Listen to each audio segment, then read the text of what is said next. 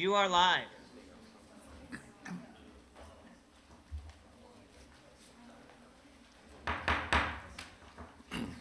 It is 7 p.m. and therefore time to open. Did I get a copy of the? Oh wait, yeah, this is this week's. I was noticing the minutes date. My bad. The Monday, March 7th, 2022, Westfield Advisory Township Plan Commission. Will staff start by confirming the presence of a quorum? Ms. Berkman? Here. Mr. Deck? Here. He had indicated it's going to be virtual. Yep. Mr. Deck? Did you hear me? I'm here. Yep, I hear you now. Mr. Horke? Here. Mr. Johns? Here. Dr. Kelleher? Here. Mr. Maui? Here. Mr. McCarty? Here. Mr. Schmitz? Here. Ms. Bolgieric? Here. We have a quorum. Thank you. Item first is the approval of the February 22nd, 2022 meeting minutes. We've had an opportunity to review. Is there anybody that is ready to offer a motion to approve these minutes? I will move to approve the February 22nd, 2022 APC minutes as presented. I'll second. Thank you. Thank you. We have a motion by Dr. Kelleher and a second by Victor McCarty. Will staff please call the roll? Ms. Berkman? Yes. Mr. Deck? Yes. Mr. Horke? Yes. Mr. Johns? Yes. Dr. Kelleher? Yes. Mr. Maui? Yes. Mr. McCarty? Yes. Mr. Schmitz? Yes. Ms. Bolgieric? Yes. Motion carries. Thank you. If you would please review the rules and procedures for tonight's agenda, which includes only public hearing items. Yes, all of our items tonight do require a public hearing, so the items will have the following structure. The department will summarize the petition, then the petitioner will be given up to 15 minutes to present to the Plan Commission. The president will open a public hearing. Individuals will be given 3 minutes to speak. Those representing a group will be given 5 minutes. Only one member per group will be given 5 minutes to speak. Public hearing will be closed when all interested members of the audience have had a chance to be heard, and all emails received during the meeting have been provided to Plan Commission members. The petitioner will then have a chance to respond to comments, and the Plan Commission will follow with any comments, questions, or concerns regarding the petition. For our general rules of conduct, we ask that you please not disrupt the proceedings in any way. If you need to have a private discussion, we ask that you please quietly exit the room. Please silence your devices at this time, and again, if you must answer them, please quietly exit the room. If you are attending in person and wish to speak in regard to a petition scheduled for a public hearing, then please fill out a yellow card, which are available up by the door as well as here by the podium, and bring it to me prior to the presentation of that petition. Those listed as representing a group will be called up to speak first. During your comments, please state your name and address into the microphone for the record, and we ask that you please not repeat previously stated comments. Your presentation will be timed, and you will be advised when there is approximately 30 seconds remaining. If you are not attending in person, you can send comments for a petition to the email planners@westfield.in.gov with the petition name or number included in the subject line. Those comments will be forwarded on to Plan Commission members and the petitioner. We would also like to remind everyone to please speak directly into the microphone so your comments can be put onto the record. Also, if you are on the call, please mute your microphone when not speaking. And if you do come to speak in person at the podium, please ensure that the microphone is on as indicated by the green light on the base. Thank you. Thank you. First public hearing item is 2203-ODP-04 and 2203-SPP-04, Lantern Commons for their overall development plan and primary plat review. Thank you. Thank you. Good evening, members of the commission. For the record, Rachel Remenschneider with the Community Development Department. This project is located at the northwest corner of South Union Street and East 161st Street. The proposal is for the overall development plan and primary plat review of 5 blocks on approximately 57 acres in the Lantern Commons PUD district, the zoning for which was approved in April of 2021. This item is up for a public hearing this evening. It has been properly noticed and advertised. Staff has received 9 public comments, including 2 which were received after 5 p.m. and have been forwarded to members of the commission. Andrew Wirt of Church, Hill and Antrim is here tonight. He is not planning to make a presentation, but is available for questions. I am also available for questions if there are any for staff. Thank you. Thank you. We'll proceed to the public hearing at 7:05 PM. Do we in fact have any cards for anybody wanting to We speak on do. this? We do. We have 4 at this time. First, John Christensen.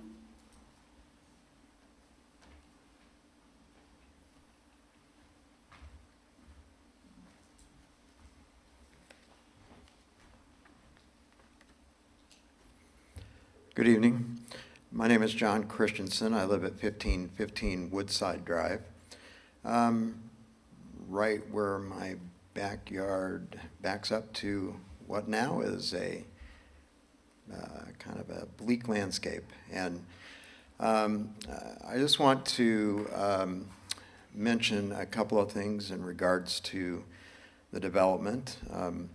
One is the developer has not been very specific in plans as far as distance of the road from our property lines. It looks like it's going to be very close as far as maybe, I mean, to me, 60 feet is pretty close.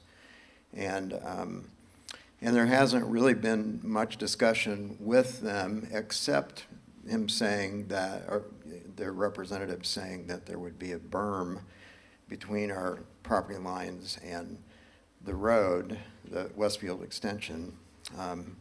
And I'm not even sure about that, because since they've said that, there has been no communication from them other than what we're hearing or seeing tonight. And I just believe that they're starting off not being a very good citizen, if you will.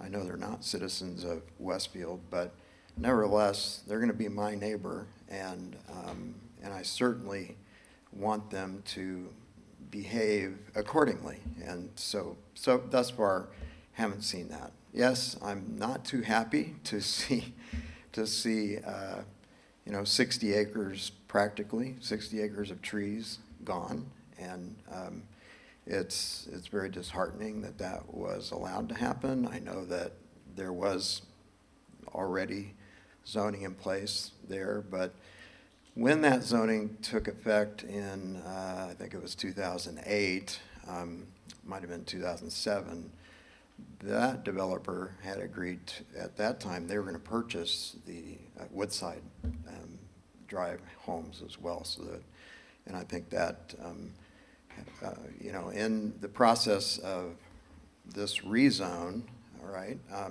was, that fact was kind of overlooked, that we were not going to have to be there to see what was going to happen. And so it is kind of saddening, and I think, again, the developer needs to be a little bit more in communication with us in order to, allow us to have a little bit more input and listen to more of what they have to say about some finalized things.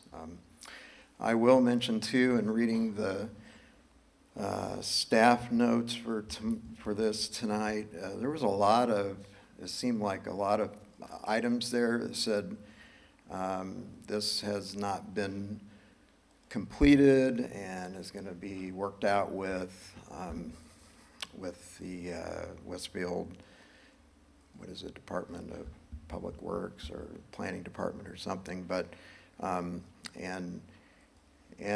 so as yet that wasn't changed. I looked at those at 5:30 or 6 o'clock, and nothing was changed there. So I'm not sure how a recommendation can come about and with so many things in those notes showing as outstanding. That's all I've got to say. Thank you. Thank you.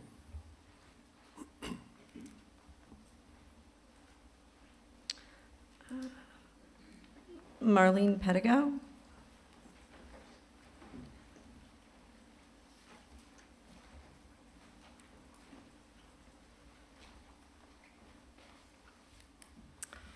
Good evening.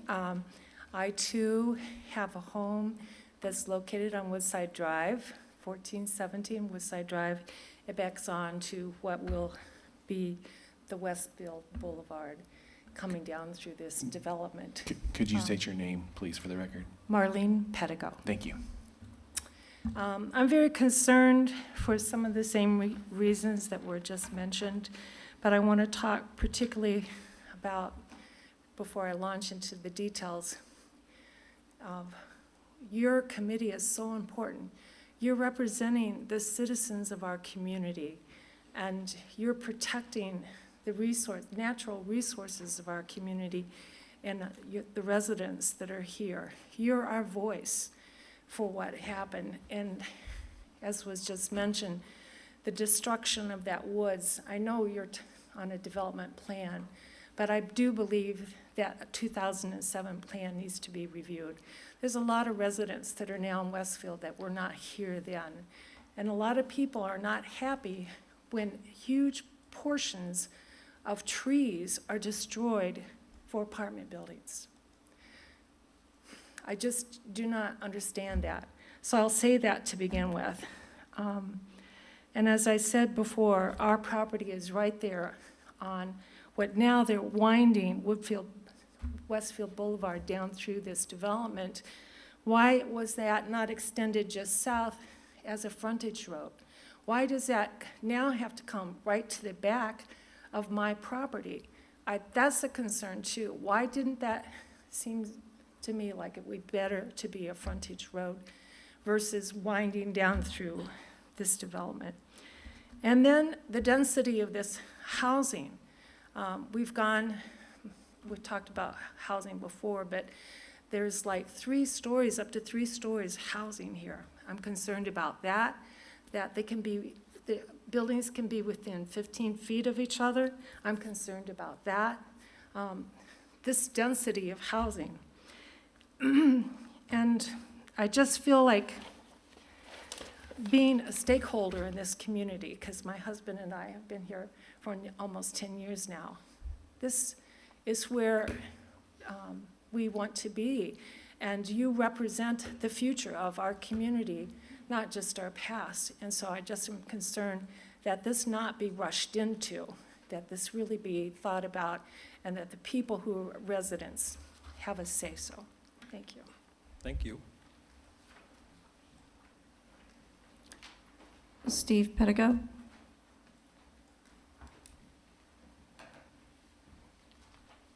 Steve Pedigo, 1417 Woodside Drive. We're married. We just closed on this house in December, so we're way behind in terms of how things have moved forward from the past. But I do have a concern, as I share and agree with everything that my neighbor just said. And we are concerned in the community that there hasn't been much dialogue with the developers. We really, where's that lawyer at? We would really like to have a meeting with you. Concern too is having some kind of privacy fence or something that borders our properties, because it does border us from the south. And we'd like to see something, we'd like to know what they have plans for on that as well. But my wife and I served as pastors here now for 10 years or whatnot. And so we have a real concern for the people in the community as well. So I ask that you pay attention to that and help us. Thanks. Thank you. And the last card I have at this time is Elaine Hinshaw.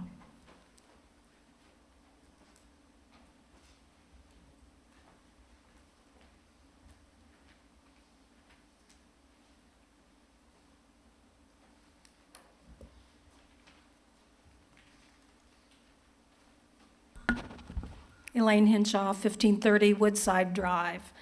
I was around for the first go-round, and people fought it then. Our whole subdivision fought it. But, and I believe Mr. Horkay was on the city council, and he voted no. So I will say that. And to tell somebody it could have been a big box store is kind of like telling somebody that they've got cancer, but guess what? It's not terminal. So that's just my emotional piece of it. I was heartsick when they clear-cut, deforested the whole property. Supposedly, no trees were worth saving, but surprise, surprise, there's been loads of trees taken out, like logs, taken out and sold, I'm assuming. The property was always, everybody agreed, it was a special piece of property, special. And it doesn't feel very special now. I would direct you to the comments of Greg Agee. He sent those in. He borders that, he's on the south side of Woodside. If there is any project that needs to be workshopped, and I've heard you talk about workshopping, and I don't know if that's ready yet, but this one is one that needs to be workshopped. Secondly, I have two requests. That this developer put in trees above the minimum requirements, above the minimum requirements. I applaud them that they have put in their landscape plan, that they would use native trees, redbuds and acers, but they need to put in some bigger trees. They need to be able to replace some of the canopy. Secondly, I would ask this APC board, and I'm asking for the council, I'll ask the same thing, that they start thinking about our natural resources. It's not just me. It's for the people that are going to be here after me. And that has not been considered. The kids, look at that.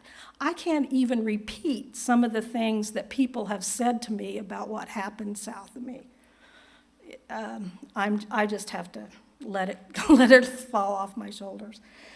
But I would request that this council or this commission look at putting some things in place about tree preservation and what really needs to be required of developments as far as canopy is concerned. Thank you. Thank you. I believe that's all the comment cards that were submitted. Okay, if you'd like to come forward and state your name and address for the record, you can fill out a card after speaking. A reminder, if there is anybody attending virtually, if you haven't already and you intend to, please get an email to planners@westfield.in.gov, because at the conclusion of this speaker's comments, we'll close the public hearing unless somebody else in the room has also an interest in speaking. So. Appreciate it. My name's John Long. I live at 1512 Woodside Drive. I kind of follow everyone else's comments, and I was here kind of the first go-around, like Elaine. I could sit up here and say, I like the trees and all this stuff, but until like some hard action plans or consequences are kind of put in place, nothing's going to get done. So I'm just asking that nothing be approved until the trees and the landscape, the buffering between us and the development, I'm on Woodside, gets hashed out, because we're just going to keep kicking the can down the road with, oh, we could have done this, or we need to do this. But I think most of the concerns are all around the landscaping and the buffering. So I ask that you guys address those before we go put our left foot in front of our right kind of deal. So that's what I'm asking. We have everyone's attention here tonight, so I don't know why it can't be addressed. So that's all I got. Okay, thank you for your comments. Yep. If there is nobody else in the house, and if we haven't received any emails,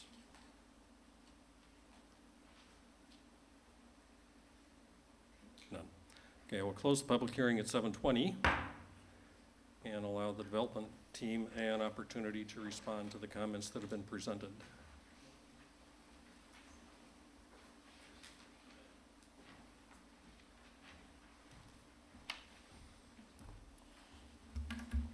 Good evening. Andy Wirt with law firm of Churchill and Antrim, with offices at 116 North Union Street here in Westfield. Our clients are Front Street partners. We've, as the staff report has indicated, we do have a few items on our plan to tweak and to update. We do plan on having those at your next meeting and getting those shined up and ready to present. Chiefly deal with architecture and landscaping, as well as some accessory buildings, so we'll be working on that. Regarding the trees that have been cut down, I certainly appreciate the comments that our neighbors to the north have made. It's a drastic change from what it was, but it was consistent with what we had planned all along. We're putting in a public road, an apartment complex. It's a mixed-use project. It's cutting down the trees is part of the development. We do have a substantial landscape plan, particularly on the north end there with a buffer, mounding, and fresh landscape plantings that will go in. So we hope that is going to somewhat make up for the loss of the woods. Beyond that, I can talk with our clients about meeting again with the homeowners, but we've got an ordinance in place, and we do intend to follow those standards.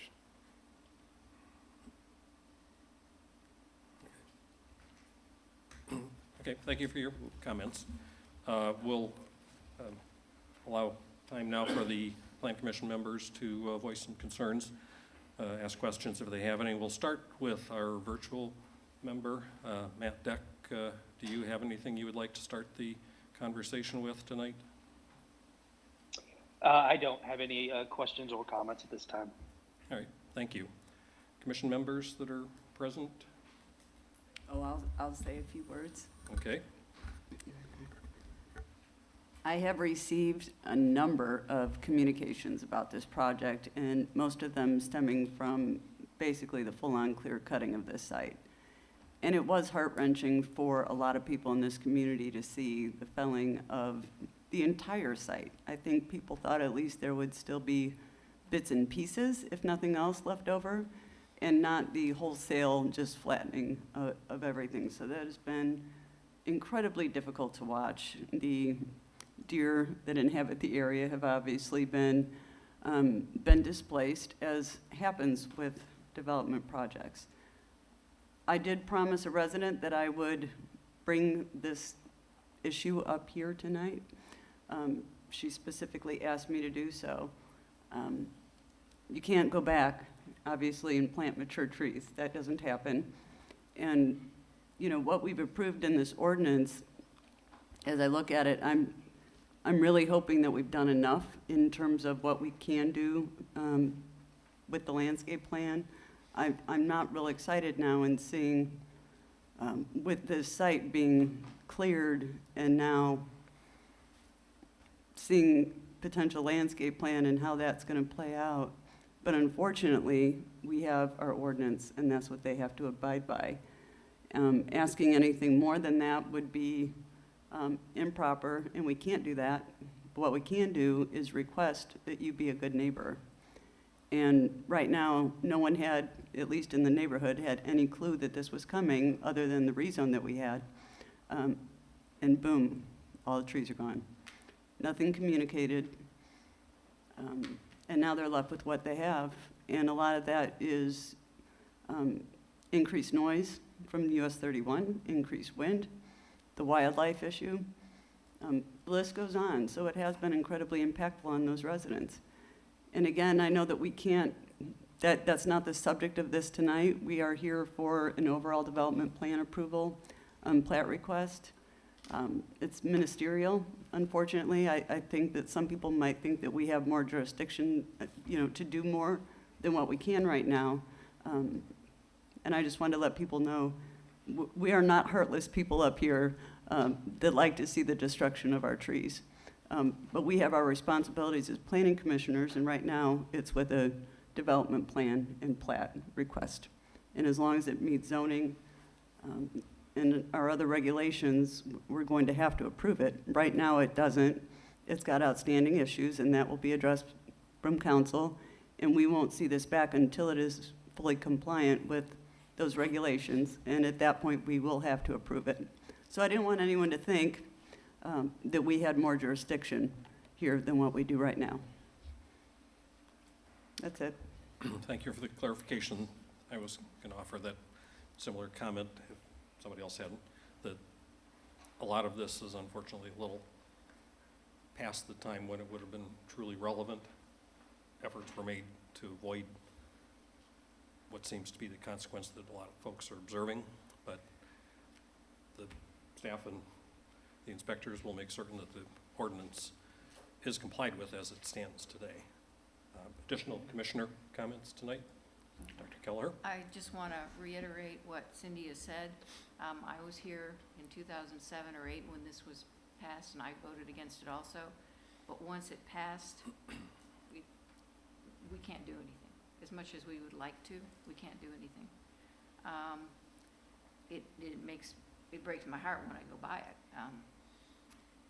The other thing is, when this was presented to us, there were lots of pretty pictures, and while it's not written in the ordinance, there was some discussion about trying to save some of the really big, neat trees. And I'm disappointed that that did not happen. I can't make them do it, but there was at least implied intention that they would try to save some of those. My concern now is that they're going to level it, and again, we can't stop them from doing that either. So I appreciate everyone coming out. I wish we had an ordinance that could protect these areas more. I know that I've been trying to push for that for years and haven't been able to move it forward. Maybe the community can. There are communities who don't do a better job of preserving, maybe not entire woods and forests, but at least a better job of preserving parts of them. And I think we could do a better job in Westfield. So maybe some letters to the administration might help. Other than that, that's all. Thank you. Thank you. Others down to my right here. Any thoughts or comments, questions? To my left? All good? Can I add one more thing? Sure, please. This is about the multifamily component in here and the way that the buildings are seen in our concept plan. And granted, that's concept, but the buildings and where the parking was seemed a lot different than what this is. This is showing the vast majority of all parking on the outside of the projects. And on our concept plan in the ordinance, I don't know if you can pull that up. It was not, the buildings were not oriented this way, and the parking wasn't all completely on the outside of the project.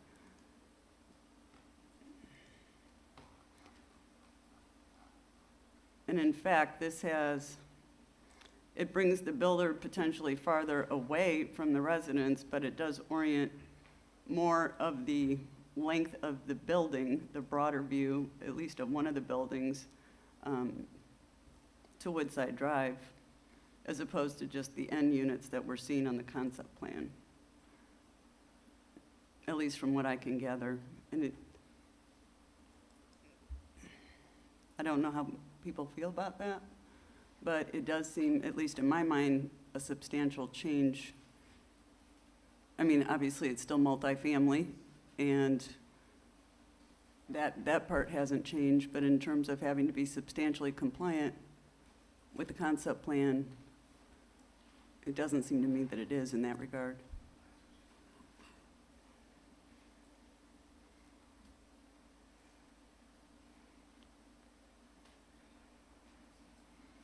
Does staff have any thoughts on that? I don't mean to put you out right now. Yeah, so they do have some substantial compliance language in the concept plan here in section 3.3. This is the boundaries of the areas, open space, as well as major thoroughfares shall be developed in substantial compliance with the concept plan, subject to city review and approval of the infrastructure elements, including in the concept plan. The final layouts and site plans within the areas shall be subject to the terms of this ordinance and may vary from the depiction shown on the concept plan. So the actual layout of the individual areas, such as the multifamily or any of the other parcels shown on the concept plan, can vary from what was shown, as long as the area boundaries are roughly the same.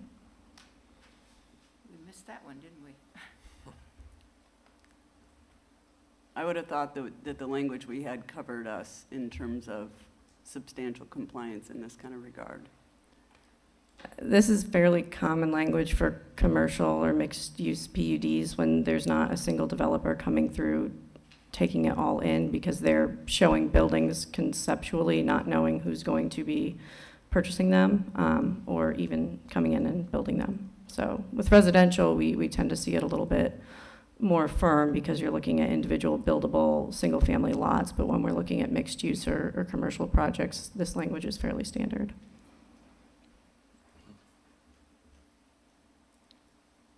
I don't know, with the way this project was sold to us, I guess, it's not what I was sold, I guess.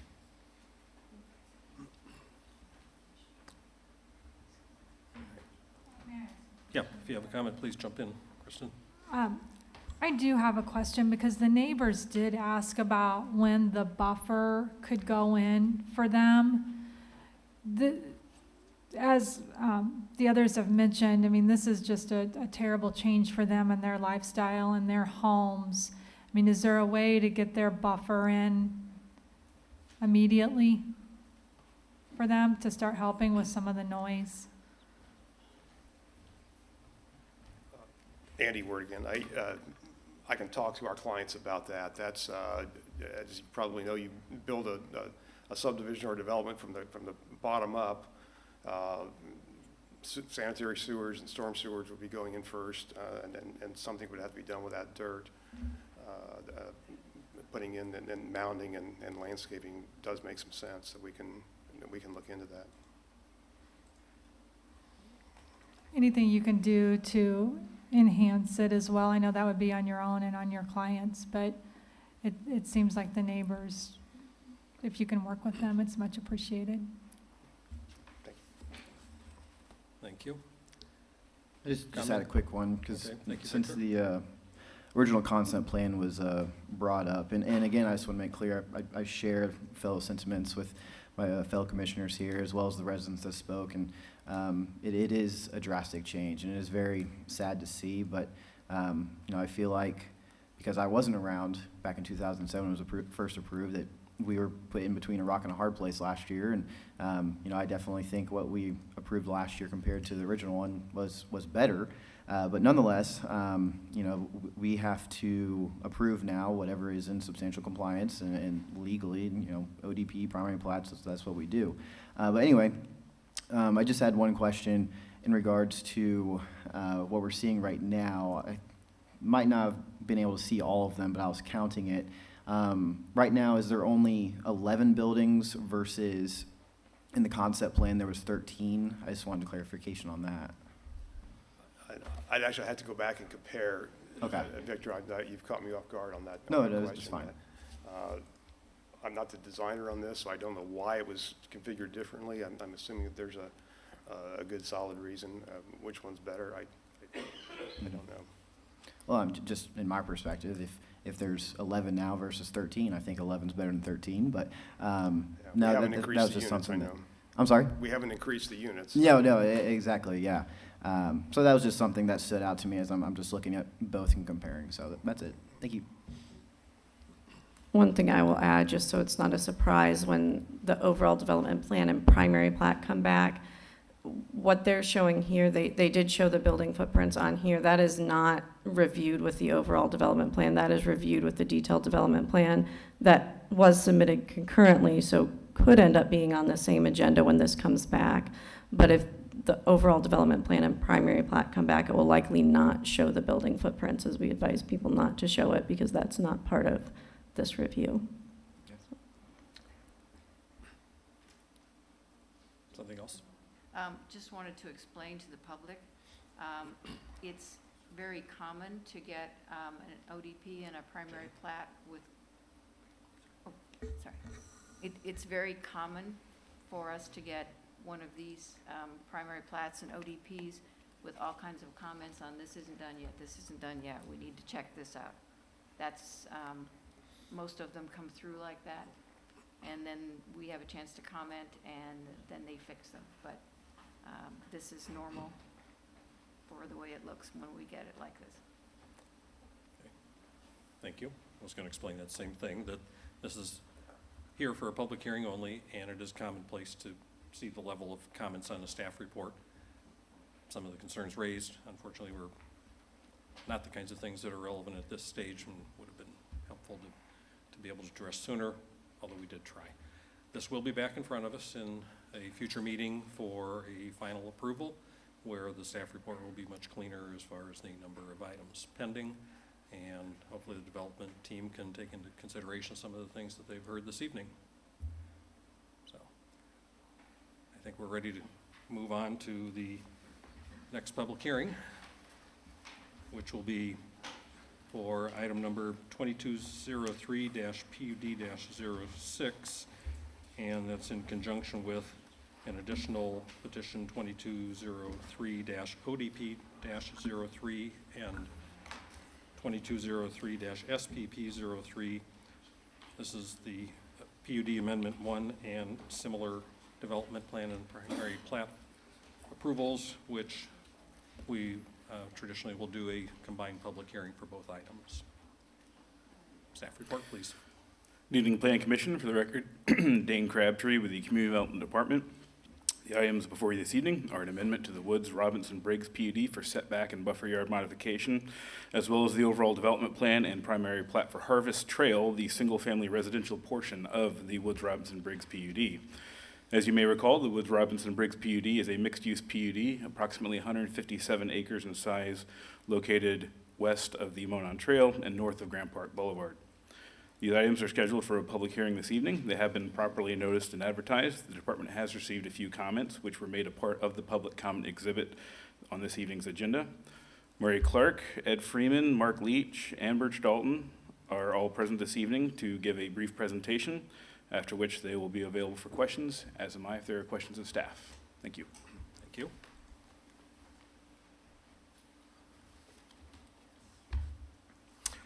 President Horke, members of the commission, for the record, I'm Murray Clark. I'm an attorney with Faegre Drinker with offices at 600 East 96th Street. And I am here representing the petitioner in these two matters, 2203 PUD 06 and 2203 ODP 03 and SPP 03. Mr. President, am I correct in understanding there'll be a combined public hearing for these That is correct. two cases? Well, thank you very much. As Dane mentioned, we do have some folks here with me today. My colleague, Mark Leach, is with me. Ed Freeman and Michael Lukey from David Weekly Homes are here as well on behalf of the petitioner, certainly, and to answer questions that you may have. I'm going to make the presentation. Hopefully I'll be brief, but they're available to address questions that you may have. Jim Pence from Y Engineers is also here to address issues that may come up or questions that may be raised. And indeed, Birch Dalton is here, who may or may not want to address matters on the record.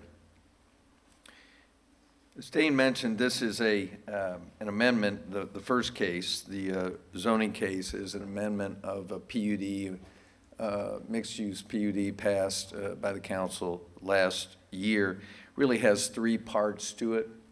The first part is a modification of the overall legal description for this PUD. The legal description that was passed with the original ordinance provided for approximately 156 acres with the work by Y Engineers and further survey work with the legal description that's associated with this case, and the development plan and the plat request. The legal description now is 157.53, so it's gone up about an acre. We'd like for that to replace the original legal description and total acreage. The second part has to do with section 8.3 of the original PUD, and it deals with the small lot single family homes on the north part of the district. So that was on Exhibit B, I think, of the original PUD. The northern part of this PUD, you may recall, let's see, I'm trying to think. You may recall was the single-family residential. The southern part of it, abutting 191st Street, was mixed-use development. The plat and the development plan before you only deals with the northern part, which is the single-family residential. Our rezoning request deals with the overall PUD request. or PUD that's passed. That is why you have two different names actually on these two different cases. In any event, the second part of the request, again, deals with just District 3, the northern part of the single-family residential in this PUD, and it is a two-part request to reduce the minimum building setback, the front yard from 25 feet to 20 feet, and the rear yard from 25 feet to 20 feet. And the 5-foot front and rear yard setback allows the petitioner to fit larger homes on this particular part of the PUD property, thus resulting in a reduction in density and an increase in lot size. So you would see in the plat requests that the overall density of District 3 and District 4 of the PUD, which is the single-family homes, is reduced from 410 to 309. As it relates specifically to District 3, the PUD allowed 175 60-foot wide lots, and now the proposal is for 127 lots, 47 at a 90-foot width and 80 at a 65-foot width. And the third part of the request on the zoning case is for a buffer yard amendment, and it has three parts.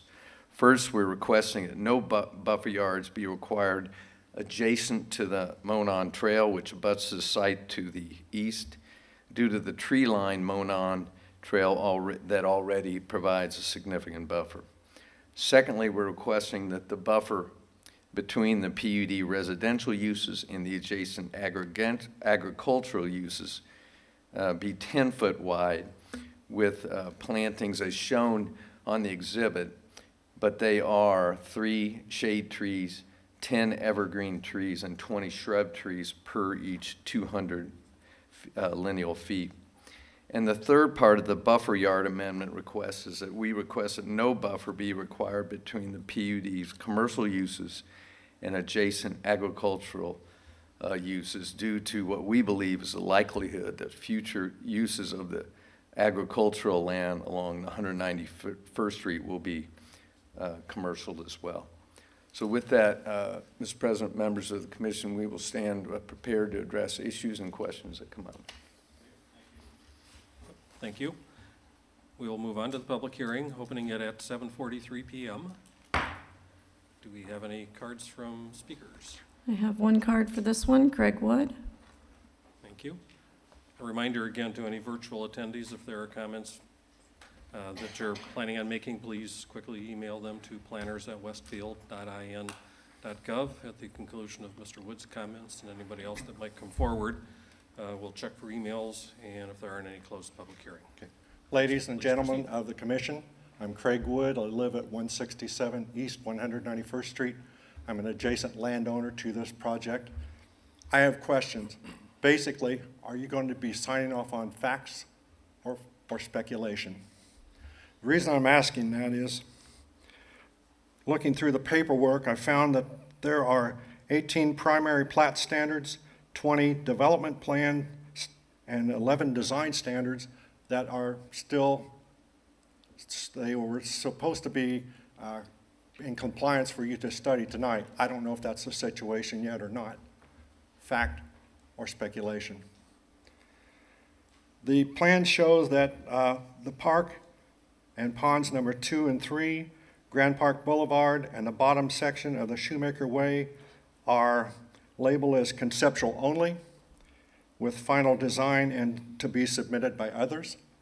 Do you have facts, or do you have speculation on, well, it might be this, or it might be that, or we're going to work the details out later. Go ahead and sign off. I'm not comfortable with that. They're asking for no buffer between commercial and adjacent AGSF 1 properties with the stated likely future use will be commercial. Is that fact? Has that been rezoned as commercial? If not, that's speculation. They're asking for no buffer on the institutional use portion. I would ask, what is the institutional use? I See on the plan something about a park. I don't know the details of that park, if it's private, if it's public, who's going to manage it, what it's going to contain, who's going to maintain it. Facts or speculation? You pick one. Thank you. Thank you. Do we have any other interested parties in the House? Seeing none, are there any emails? No. No. Then I will close this public hearing at 7:46 and ask the petitioner to come forward and address the comments. Thank you, Mr. President, members of the commission.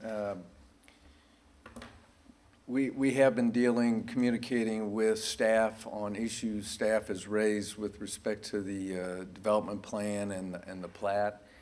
And I actually think we're relatively close, but we recognize that we will need to get those resolved before we can get to a final hearing on those two matters. As to the institutional use on the east side of the Monon Trail is a school. That's the institution. Be happy to address other questions you might have. All right. We'll open the floor here now to the commission members that have questions.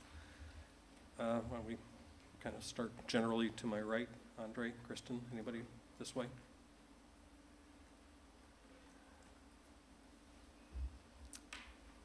I'm concerned about removing any buffers. You know, I think we've heard very strongly tonight from the community that trees are important.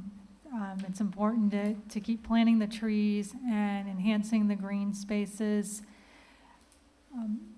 I agree with Mr. Wood that it is speculative to know what's going to happen on that AGSF1 property. It may be commercial, it may be someone's home, it may be a school, and that needs that buffer from the commercial. So I'm very concerned about removing the buffers. I guess also I may have missed it, but you're talking about reducing the number of units. Where exactly is that? I guess that's a question for staff.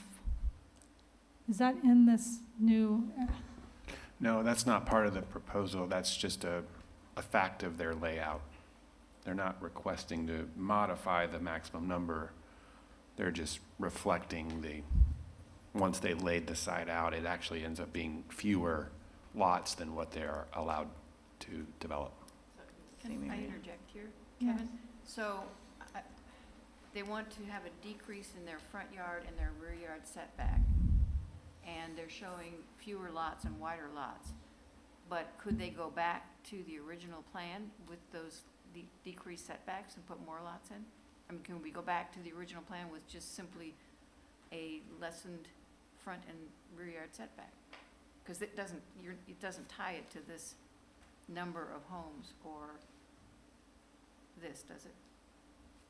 You see where I'm coming from? Mr. Clark, do you So want to address this? what you're asking is if the PUD amendment's approved and this plan doesn't get built, or they withdraw this, they could come in and they'd have the reduced setbacks and be able to do the original number of lots. That would be correct, yes, if it's not reduced in the text of the ordinance. Sorry, Kristen, I didn't mean to. You were going for next. Do we have clarification from the petitioner's team? Well, thank you, and I actually had not thought about that possibility, but the petitioner would be happy to tie these together, right? So that if the amendment to the PUD is, it could be conditioned upon, you know, the approval of this plat, which shows the lower density, the lesser home sites. So happy to tie them together.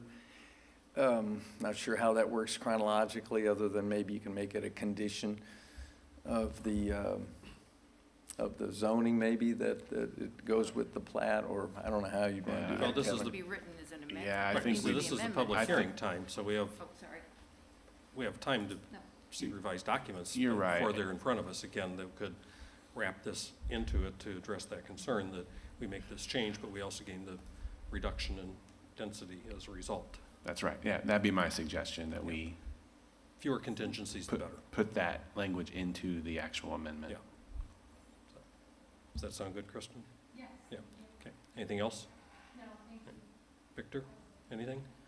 I mean, I just appreciate that part of the conversation, because when this initially first came through, you know, I'm always a proponent of less density, and so I'd very much so appreciate that change. And just to have my numbers correct, is it from 410 to 309, and then I think I missed the second one, going down to 127?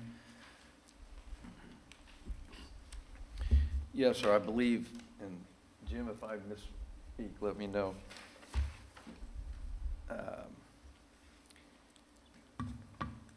So as to, there's two districts in the conceptual plan that I think was Exhibit B or 2 with the 2021 PUD. The District 3 was the northern part of the single-family residential. District 4 was the kind of the southern part of the residential. Our request for amendment is only with regard to District 3. That's Section 8.3 of the original PUD. And on those lots, what we propose with the development plan and the plat is to go from what we're permitted now, which is 175 60-foot wide lots, to 127 lots, 47 of which will be at 90-foot width, 80 will be at 65-foot width. So that doesn't make up all the less number of lots, but there will be then, per what our plat says and the development plan says, also less lots in District 4. And that will go from 235 36-foot wide lots to 182 36-foot wide lots. Could you repeat that last number one more time? Sorry. So that's District 4, and it goes from 235 36-foot wide lots to 182 36-foot wide lots. Thank you, appreciate that. And that's really all for me. Okay. Let me take an opportunity right now to ask if Matt Deck has any thoughts and comments that he might like to raise at this point in time. Matt? I don't have anything, Bob. Thank you. You're good? Thank you. Moving off to my left. Any comments from any of you? I hesitate to decrease any buffer yard with this project, and especially one that would come up against the Monon. As it now stands, I believe we have a 40-foot minimum building setback from edge of the Monon pavement, and I guess I'm confused on how that would play out too with a reduction in a buffer yard. Would that have anything to do?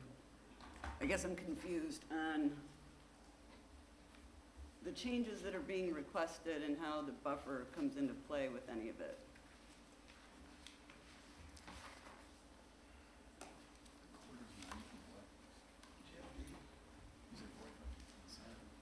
From the edge of pavement. Edge of pavement, the right-of-way goes 30 feet from the center line on each side. For the Monon, it's 60 feet. 6 feet total? Yep. At least that's what it is in other parts. Am I correct on that, Kevin? The Monon, I believe, it's a 60-foot right-of-way, 30 feet from the center line of the Monon. Yeah, I think that's what the original Monon. we can confirm that. If it varies throughout the jurisdiction, but I think that's the typical. Jim Pence with Y Engineers. The buffer yard I think we're talking about is the one along the Monon. That is heavily wooded on both sides. There's about a 20-foot open space between the edge of the trail and our property line. And we have the adjoining property is the school, which is considered institutional. And per your ordinance, there's not a buffer yard required along an institutional, with an institutional property. So that's why we're showing no buffer along the green area. And then further north, we run into a couple pieces of property of the landowner we bought off of, and would request that we just, because the Monon is so heavily wooded through there, that we would just continue that and leave that buffer yard there. I mean, we can't touch that, we can't touch those trees, it's not on our property. So, we're just looking to not have to add more, because the ordinance doesn't require us, at least where the school property is. So it's not like we're asking for, it would just be that area right there. And that is the Robinson property that we bought the northern 2 parcels off of. So you're saying you're not requesting anything, you're not requesting any change with I'm not respect to institutional use? Right, It's never originally in the required to begin PUD, there was no buffer yard Okay. ordinance, and so they've asked us to add those buffer yards into it, and so as part of the amendment, we just wanted to say, hey, we're not required to put one here, and we're not proposing to put one there.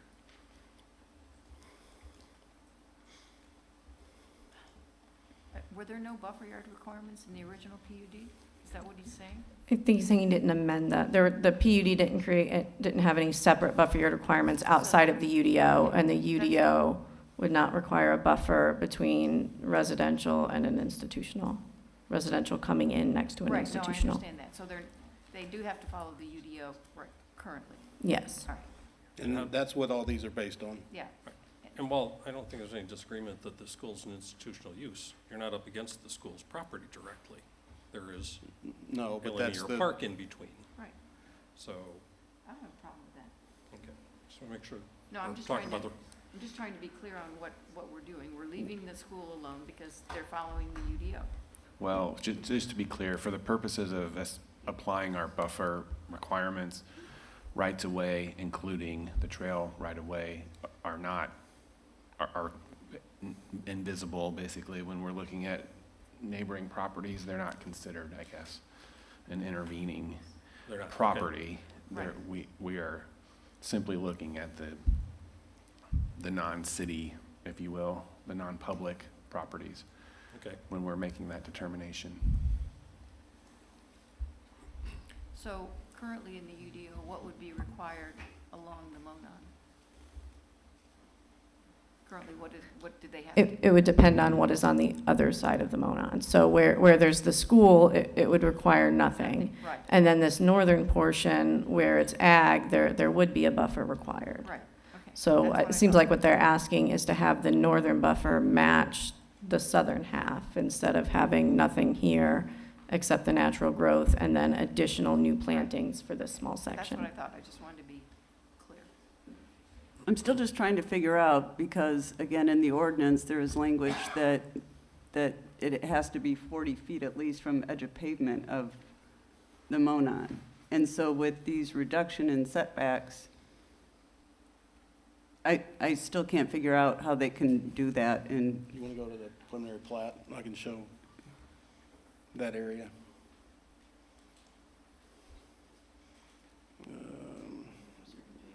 Yeah, just right in there would be fine. You can zoom in there a little bit. So up there on, say lot 225, we actually show the setback from the center of the Monon. And then we also show what would be the proposed, and plus we've got an easement up there. So it's basically to help move the front yard forward and be able to extend that as far back as we can along the Monon without encroaching any of the other easements or setbacks that we're required to do based on the Monon. So maybe along the Monon, it really doesn't benefit us as much as it does on the other lots, especially the ones internally along the pond.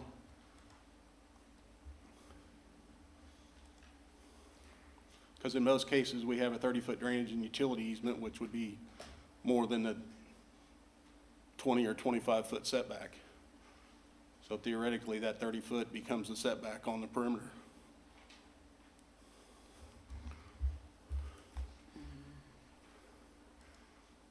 And the reduction we're talking about, and I don't know if Marty got it right, but we're only talking about the 90-foot wide lots that we're reducing to 20 feet for the setbacks. And those are just the northern portion of the lots. The 65s would remain the 25-foot setback. I don't know if there's any way we can break that out and You could highlight it or something, because I was confused. He said the northern section, and I was gonna ask, is that just the northern properties or the whole northern section? Because it sounded like it was the whole section.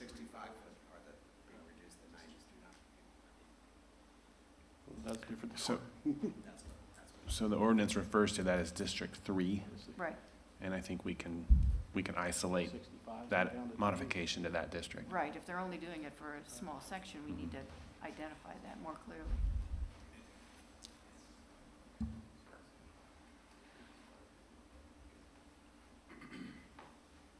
Yeah, we can work with Kevin on it, amending that amendment. Because when we're long gone, nobody will know what we did. Exactly, I understand. You'll remember. You'll be here when we're gone. Any other questions about buffer yards while I'm up here? Cindy, anything else? Dave? Mike? I think that's fine. Jenny again? Well, Are you good? no, I'm not. No. Did you have any further questions? I have some comments. All right, go ahead. I understand the 25 to 20 foot, and it sounds like if you're decreasing density and widening your lots, that's probably a good thing. I have a problem with making no buffer yard along the agricultural, along 191st and to the other side, assuming that it will become commercial. I don't think that's fair to do to those landowners. If you were to bring me something from those landowners in saying that was okay with them, then I would be fine. But I don't think we can predetermine somebody else's zoning and base our buffer yard requirements on what we think it might be.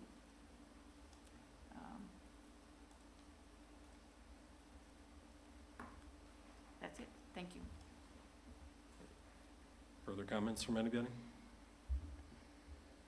Matt Deck, anything come to mind during the discussion that you'd like to raise now? No, I'm still good. Thanks, Bob. Still good, okay. This item will be back in front of us at a future meeting, taking into account all of this extended discussion, and look forward to seeing you back, and we'll go ahead and move on to the next public hearing item, which is item 2203-PUD-04, the Grand Millennium Center PUD Amendment 2. Good evening, members of the commission. For the record, Caleb Ernest with the Community Development Department. This request is for an amendment to the Grand Millennium Center PUD to add 1 acre of real estate to the existing PUD district. The real estate proposed to be added is located at 515 Park Street, generally the southwest corner of Park Street and Poplar Street.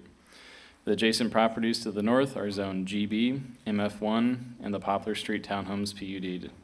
Adjacent properties to the east and south are also zoned the Grand Millennium Center PUD, and to the west is US 31. The proposal includes this land to be used for the future library use. This item is up for a public hearing tonight, has been properly noticed and advertised. Staff has received no public comments. Birch Dalton of 31 and 32 Investors, as well as the library director, Cheryl Sollers, and other representatives of the project are here tonight. They do not plan on making a presentation, but are available for questions, as am I, should you have any for staff. Thank you.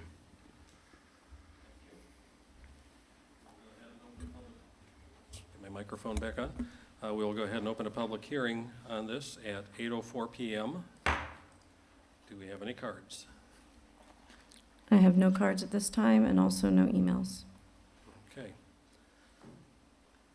Having given the reminder numerous times about emailing comments, I think I will go ahead and close the public hearing at 8:05, since there are no emails currently. Are there any commissioner questions to the staff or petitioner? Don't have a question, just say a comment that I think this is a very good amendment and I really appreciate having the swap of the land here so that way we can have the library in the best possible position. So thank you. Thank you. Comments? Mike, Dave, Cindy? Anybody? No? Matt Deck, our virtual attendee tonight, any comments regarding this that you'd like to ask? Nope, great spot for the library. All right, thank you. Sounds like we're good, and look forward to seeing you back at a future meeting to finalize this. Item next, as far as public hearings, is 2203-PUD-03, the Chatham Hills PUD Amendment 8. Good evening, members of the commission. For the record, Caleb Ernest with the Community Development Department. This request is for an amendment to the Chatham Hills PUD district to add approximately 2 acres of real estate to the existing PUD district. The real estate proposed to be added is located generally at the southeast corner of Tomlinson Road and 203rd Street. The adjacent properties to the west, south, and east are also zoned the Chatham Hills PUD district. Adjacent properties to the north and east are zoned the AGSF1 district. The proposal includes the land to be used as an amenity to the Chatham Hills PUD district. This item is up for a public hearing tonight, has been properly noticed and advertised, and staff has received 1 public comment, which has been uploaded on the agenda. And just to clarify, the same member of public who commented has since stated that she no longer has any concerns. I believe that email was also forwarded to you. Please let me know if you've received it. If you have not, I can re-forward it to you. Phil Sunling of Hinkie Development Group is here tonight. He does not plan on presenting. He is available for questions, though, as am I, should you have any for staff. Thank you. Thank you. This item does require a public hearing, which I will open at 8:07 p.m. Do we have any cards? We do not. No cards. Is there anybody in the audience remaining that has a comment that they would like to make? I assume we have no emails as well? Correct, no emails. All right, then I will go ahead and close the public hearing at 8:08 p.m. and ask the commission members if there are any questions for the petitioner or staff. I have one question. The PUD amendment itself does not include Exhibit B, which shows the amenity center. It seems to me those should be tied together, otherwise, if that's what's intended. Yeah, so if Phil, if you would like to make comments on that, that'd be great. Originally, it wasn't intended to be tied to the PUD ordinance, so if the petitioner wants to tie it in, I don't think that we would have any problems with that. It's Phil Sunling here. Can you guys hear me? Yes, we can. No problem at all, Jenny. Yeah, we can get that tied in. We can add it as a formal exhibit to the PUD, and we can get that turned around pretty quickly. No problem at all. Ample time between now and your return to final action here at the Plan Commission. Absolutely. Okay. Questions or comments from any other commission members, including Matt Deck? I have just one. It says that the real estate will be exempted from subdivision and development plan processes of the UDO. And I wasn't sure why that needs to be or is. Cindy, it's Phil again. Yeah, we're not planning on subdividing this any further. It's currently 3 parcels. The development plan is what you see there. It's simply just the amenities with the 3 tennis courts, the 6 pickleball courts, the parking lot area, which we've sent this through staff, Public Works to at least take a glance at. And that, yeah, if there's something more formal we need to do, obviously we're happy to. It's just, it didn't seem appropriate in this case since it was pretty straightforward.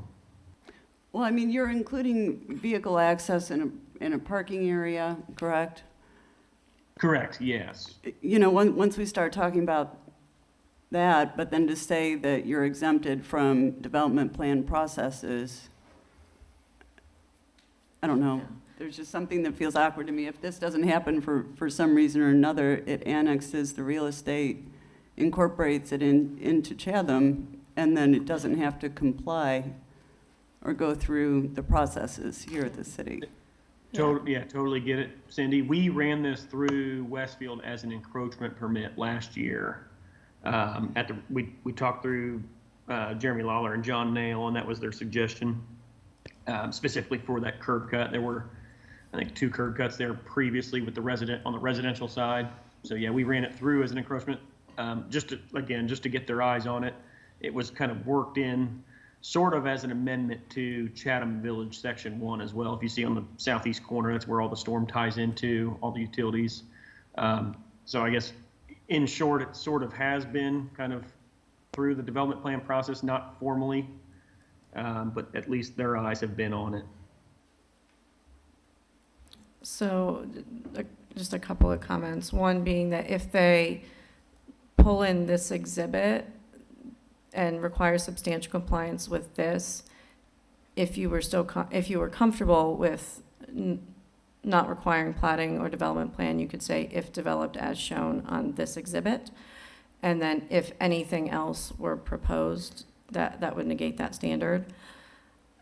Right now, if that standard were removed, saying that they're no longer exempt from plating and development plan, they would then have to, at a minimum, do an overall development plan. If they don't plan on subdividing, they wouldn't necessarily have to do a primary plat, but they would have to do an overall development plan and then a detailed development plan. I guess an alternative to that would be exempting the overall and not the detailed, since they would essentially be the same thing for this property. But like I said, if you were comfortable with removing those standards, only if it's developed like this, there is a way you can do that. Well, and that's the thing. My concerns are more that if it doesn't develop like this, then it, so if it was tied, then I think that that's different. But also, is there a need to be any buffers or anything like that with this? If is this all surrounded by the PUD? If this is all surrounded by the Chatham Hills PUD, then there wouldn't be any buffers because it's part of that. It's a development amenity for that district. Okay. And on buffers, Cindy, that was the initial public comment letter that we received on the property. It's our property. It's part of this rezone on the east side. All of those trees will remain as is on the east side. That buffer's the only adjacent parcel that we do not own there to the east. So all those you see, I don't know if you're able to zoom in, but basically all that tree. Yeah, if you see that parcel on the east, all those trees in that area will remain as is.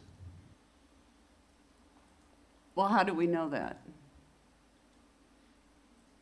If this PUD gets tied to that development plan, it's essentially part of it. And we can add, if you'd like, we can add on this. Well, I just didn't see it as preserved.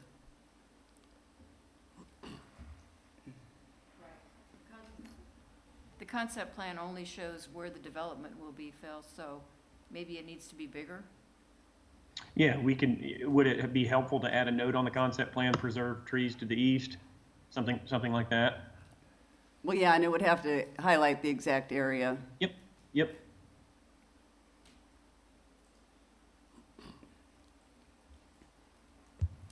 I know that there's intentions and we all, want to trust that things go every which way they're supposed to, but they don't always. They don't always. Yes. That happened once or twice. Yes. Yeah. So it sounds like there's a solution to the problem, which I think we're all okay with here. So we'll see that. Again, any further comments from anybody? Just real quick, because I was at Chatham yesterday, so just one clarification. I might be wrong, but the 6 courts south of the highlighted lots, are those already being put up right now? Yeah, so all of that construction went on last year. That was all kind of part of all part of the Chatham Village amenity set. We didn't realize it wasn't part of the initial zoning until we filed building plans for the tennis pavilion there that you see kind of right next to the parking lot, kind of to the left. So that's when we formally, staff made it known that, hey, you got to get this thing zoned. So that's why we're going through this process now. But all those courts are actually in now. They're not striped. That's going back to the question earlier. That's why we kind of started that development plan process or that review process with all city staff. No, So that's exact. Yeah, I appreciate that. I just saw those yesterday, so just wanted that further clarification. Thank you. Absolutely. Yep. Thank you. So, Matt Deck, any comments? Kind of talked over you. Do you have any? Are you good? I'm good. All right, thank you. I have a question for staff, and I guess the APC. On our notes, it says, if the commission is satisfied, then forward a recommendation to the city council. Can we still do that tonight with adding these things in a verbal motion, or would you rather they actually went through and added the concept plan and the whole parcel? To me, if all you want to do is tie this exhibit as is, I think it's fine to do a condition, but if you want the exhibit updated at all to show something additional, I would say wait till the next meeting. And I would like to see the preserved tree area. Yeah, considering where things stand physically in the field, there's no particular rush on this. Right, okay. So I would like to see it updated as we have just discussed and get it for a future meeting to finalize it. So, all right, I think we're good on that. We have one last item on our public hearings, the Towns at Union PUD 2203-PUD-05. Good evening, members of the commission. For the record, Caleb Ernest with the Community Development Department. This request is for the change of zoning of approximately 12.85 acres from the AGSF1 district to the Towns at Union PUD district. The property is located generally east of land adjacent to Union Street and south of David Brown Drive. The adjacent properties to the south and east are also zoned the AGSF1 district. Adjacent properties to the west, north, and east are zoned the MF2 multifamily medium density district. And the proposal includes a townhouse residential land use. This item is up for public hearing tonight, has been properly noticed and advertised, and staff has received one public comment, which has been uploaded to the agenda. This item is up for public hearing tonight, has been properly noticed and advertised. And after discussing with the city engineer, John Nail does not have any concerns about traffic generation or infrastructure as it relates to the proposal. John Dobashewitz of Nelson and Frankenberger, representing the project, is here tonight. He plans on making a presentation, and he is available for questions, as am I, should you have any for staff. Thank you. Thank you.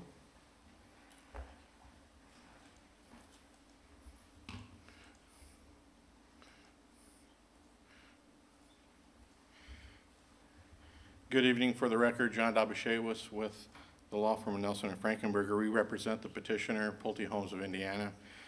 Present tonight on behalf of the petitioners, Rex Ramage, Director of Land Planning and Entitlements with Pulte, as well as other members of our development team. As noted, the matter before you this evening is the public hearing for the Towns at Union PUD, which will be a for-sale townhome community. The subject real estate is highlighted on the aerial image, which is now on display. The real estate consists of approximately 13 acres, which is located east of and adjacent to Union Street and south of David Brown Drive. The real estate is currently zoned AGSF1 and is part of a property, an overall parcel, which is owned by the Summit Lawn Cemetery. The Summit Lawn Cemetery property, for everyone's benefit, it starts at this northwest corner, over to this point, down, includes this wooded area, down to the south edge, and back up along Union Street.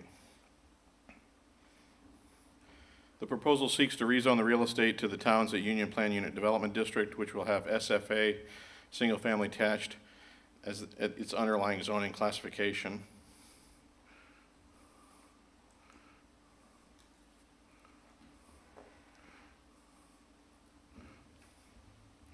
As shown, uses surrounding the real estate include to the immediately north and east, the Ashley Place Apartments.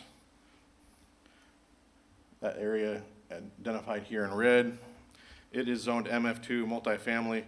Rents in that area range from $900 a month to about $2,400 per month. To the immediate west is the Hamilton Square. That area is highlighted in blue, as well as the Valley Farms Apartments. Hamilton Square, predominantly 3-bedroom apartments, which rent from between $1,600 and $2,100 a month in rent. Valley Farms from the high 900s and up, and the square footages of those dwellings are listed approximately 1,400 square feet here in Hamilton Square, 1,300 square feet in Valley Farms, and then approximately 1,300 square feet within Ashley Place to our north. The area that's highlighted here in purple is the balance of the cemetery property, which extends along this drive and south today. The area that is east of our property, highlighted in purple, which is the existing woods here, is an area that will be continued to be owned by the Cemetery Association.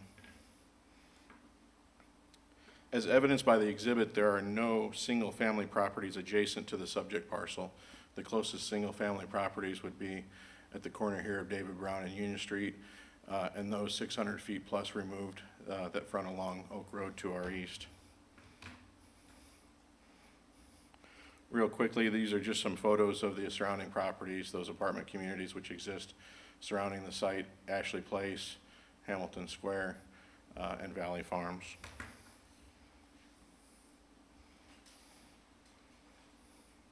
It's important to review the context of the surrounding properties when evaluating transitions between existing and proposed developments. We've heard that time and time again this evening on other matters. Regarding density, the surrounding properties are considerably higher in density than the proposed community. Again, with the highlighting in red, you can see Ashley Place is approximately 11 homes per acre. Hamilton Square, about 10 plus or minus, a little bit less. Valley Farms, 11.5 homes per acre. And the proposal, and this does not include the balance of the cemetery property that I highlighted in purple earlier, so only the area on the approximately 13 acres here that's identified as site, approximately 6.5. It's 6.53 homes per acre, so considerably less density in that respect. The proposed number of homes on the site would be 84, and again, that results in approximately 6.5 homes per acre. Again, the subject parcel is not in a position where site design would necessitate consideration of transitions to single-family detached dwellings or encourage lower densities. Likewise, along the south perimeter shared with the seller, again, Summit Lawn Cemetery, the applicant is providing a transition as requested and agreed upon between Pulte and the Cemetery Association. Within that space, there would be a 25-foot common area, tree preservation, and an ornamental metal fence along the entire shared perimeter with the balance of the cemetery's property. In addition, this proposal was reviewed by the Westfield Technical Advisory Committee, as Caleb noted, and no concerns were raised regarding traffic or trip generation based upon the number of homes that are proposed along Union Street regarding this development or other anticipated development in the vicinity. To this end, the proposed development density and underlying zoning, SFA, is compatible with the uses and surrounding zoning classifications that surround the real estate.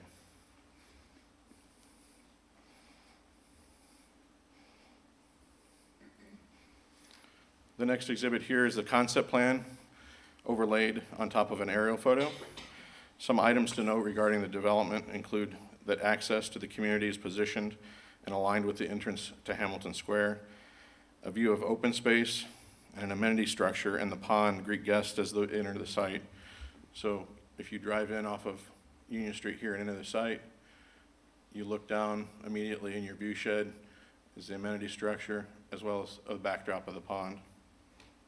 Again, there are 84 proposed townhomes.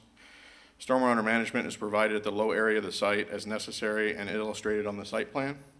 The pond will be accessed via internal paths and serve as a backdrop for the amenity feature. Tree preservation and buffers, while not required under the UDO, are provided along the north and east perimeters of the site.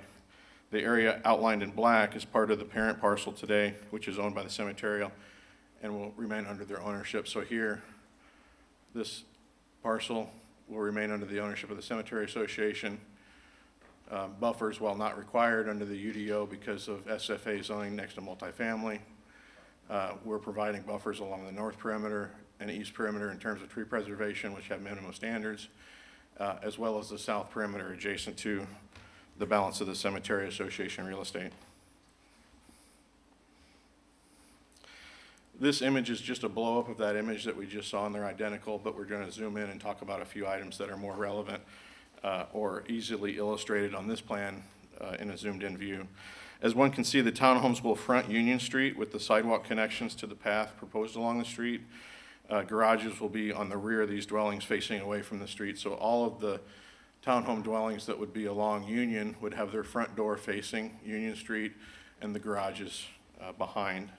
Positioned internal to the site, there would be a combination of both rear load, same condition, and front load townhomes. Again, you can see that as one enters the site, your eye will be drawn to the amenity space and pond, with the view flanked by the fronts of townhomes where the garages won't be visible. So again, with the pointer, someone driving into the site, these are the fronts of townhomes here that flank that open space, the amenity feature, and the backdrop of the pond. Tree preservation areas exist along the perimeters of the real estate, with the largest area tree preservation incorporated along the eastern portion of the site adjacent to Ashley Place Apartments and the cemetery property. There are minimum standards regarding depths along the north and east perimeter, but one of the questions that came up earlier this evening and incorporated into our ordinance requires substantial compliance with this plan. So while there are minimum standards along the perimeter for tree preservation, the plan rules. So it's this space, and we can define that further at the direction of the Plan Commission and Council. What you see, if approved and developed, is what you get. It won't be a situation that we would return back to you at some point in the future with a primary plat and development plan that would be marketably different than this plan. The ordinance requires substantial compliance. Again, along the shared property line with the cemetery, again, as they requested, there's a 25-foot common area with an ornamental metal fence that would wrap the balance of the Cemetery Association property. I know there were some comments earlier in the process, how do we keep people's dogs outside of that space? That's the solution. It's not a berm doesn't keep the dogs out. Trees don't keep the dogs out.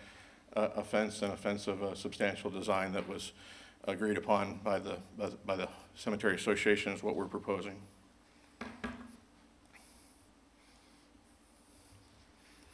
Amenities include those within the community by way of paths, covered seating area, or fire pit, those structural amenities, but likewise there's pedestrian connectivity in the vicinity to the new trail along David Brown, that new trail along the north side that connects us over to the Monon, as well as the Natalie Wheeler Trail that exists along Union Street, which provides connectivity to Grand Junction and Restaurant Row. As shown on this exhibit, we have referenced pedestrian connections providing safe access to restaurants along Park Street, Grand Junction Plaza, and other downtown amenities, including the Midland Trail, which is an approximately 12-minute walk. This dashed outline represents that 12-minute walking radius, as well as a 4-minute bike ride. So not only do we have available to the residents of this community in close proximity on-site amenities, but there's the other amenities. In fact, the playground and park facility of Grand Junction is open now, and then this connection, the dash line here, is the path along the north side of David Brown over to the Midland, the linear park that we have running through the community. Both the Monon and Grand Junction are only, like I indicated, a half mile to the west and north respectively.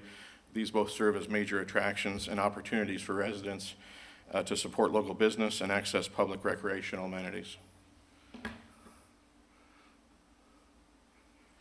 Regarding home architecture, character photos provided here represent examples of the home architecture. The timeless traditional architectural style includes a mix of colors and architectural features, including substantial masonry. As noted, there will be both rear load townhomes, which are those identified in the top exhibit, as well as front load townhomes, which are here. The ones that would face Union Street, again, are identified here with the garages that would face away from Union.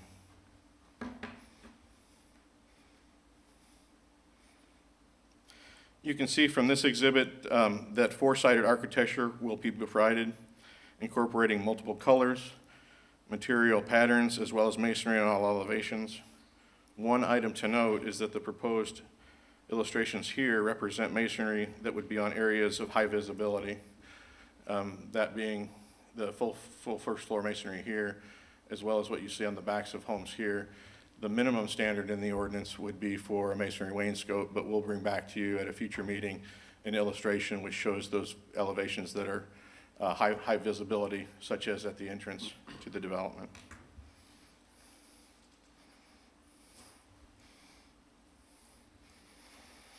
The photos on display represent the character and quality of the finishes for the townhomes.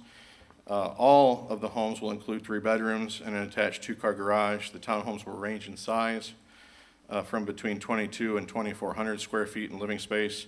The reason we noted the earlier plan with what's identified in the surrounding in terms of the apartment communities, considerably larger square footages for living space, all have, again, attached two-car garage. And with that, the resulting value, considering the square footage and finishes, is estimated between $400,000 and $450,000 per individual for sale unit. In conclusion, as noted, this request is scheduled for a public hearing this evening. We did conduct a neighborhood meeting last week. There was one couple who attended, as well as one council member, Ms. Buljarek. We anticipate potentially returning to the Plan Commission with an update of our progress on March 21st, but of course that is subject to the comments that we received this evening and the time it takes to make those adjustments. We do want to be respectful of the process. We understand the Plan Commission and staff are discussing about a different process potentially for PUDs, and we'll take staff's lead on that and the Plan Commission's lead on that. Again, we think it's going to be beneficial for us to return at a future meeting, share with the Plan Commission our progress, solicit additional input, and then come back to you at a subsequent meeting with a request for recommendation to the Planning Commission. But with that said, we appreciate your time this evening, look forward to your comments and questions, as well as those from the public, and we'll be prepared at this time or at the conclusion of the public hearing to address any of those items. Thank you. Thank you. We'll move on to the public hearing, which I will open at 8:32 p.m. Are there any cards submitted? Yes, I have one card for Elaine Hinshaw. Okay. While Elaine is coming forward, I'll offer the last reminder to any potential virtual attendees that may care to comment. Please get your comments to planners@westfield.in.gov. At the conclusion of the public comments for those that are present at the meeting, we'll close the public hearing if there are no emails received. Please proceed. Thank you. Elaine Henshaw, 1530 Woodside Drive.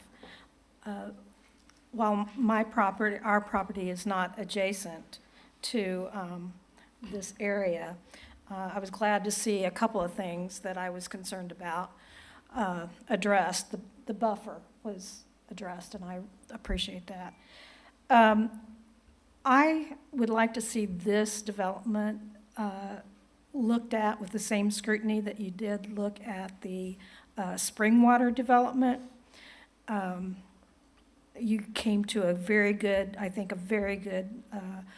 decision with those, and this one needs the same kind of scrutiny. They're asking for 3 stories here, and there is none of the apartments have 3 stories. If you go up and down Union Street, 2 stories is the max of that area, and it will be for Springwater. So I think it needs to be at least complement Springwater as well. Regardless of what maybe Jonathan Nail said about the area, about the traffic, I'm very concerned. I live, I turn on to Union Street, and turning from David Brown onto Union or vice versa, that's a problem already. So adding, when 161st Roundabout is being built, Union will be basically cut off, and people will be going up and down David Brown, and there'll be construction at Springwater, at Lantern Commons, and now this. There's going to be traffic issues there. I don't care what Jonathan Nail said. I don't mean to be disrespectful, but there will be traffic issues there because there are already. I'm going to hit at the tree preservation. There should be as much tree preservation as possible. We've already lost canopy in that area. The Springwater really tried to mitigate and do tree preservation there. And the reason that I said less density, if you had less density, then you could do more tree preservation.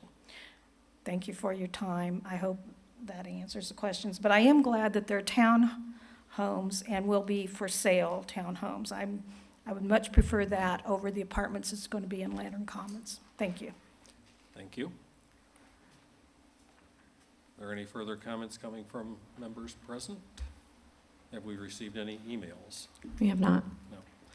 I'm going to close the public hearing at 8:35 PM, and we'll move on to responses from the petitioner.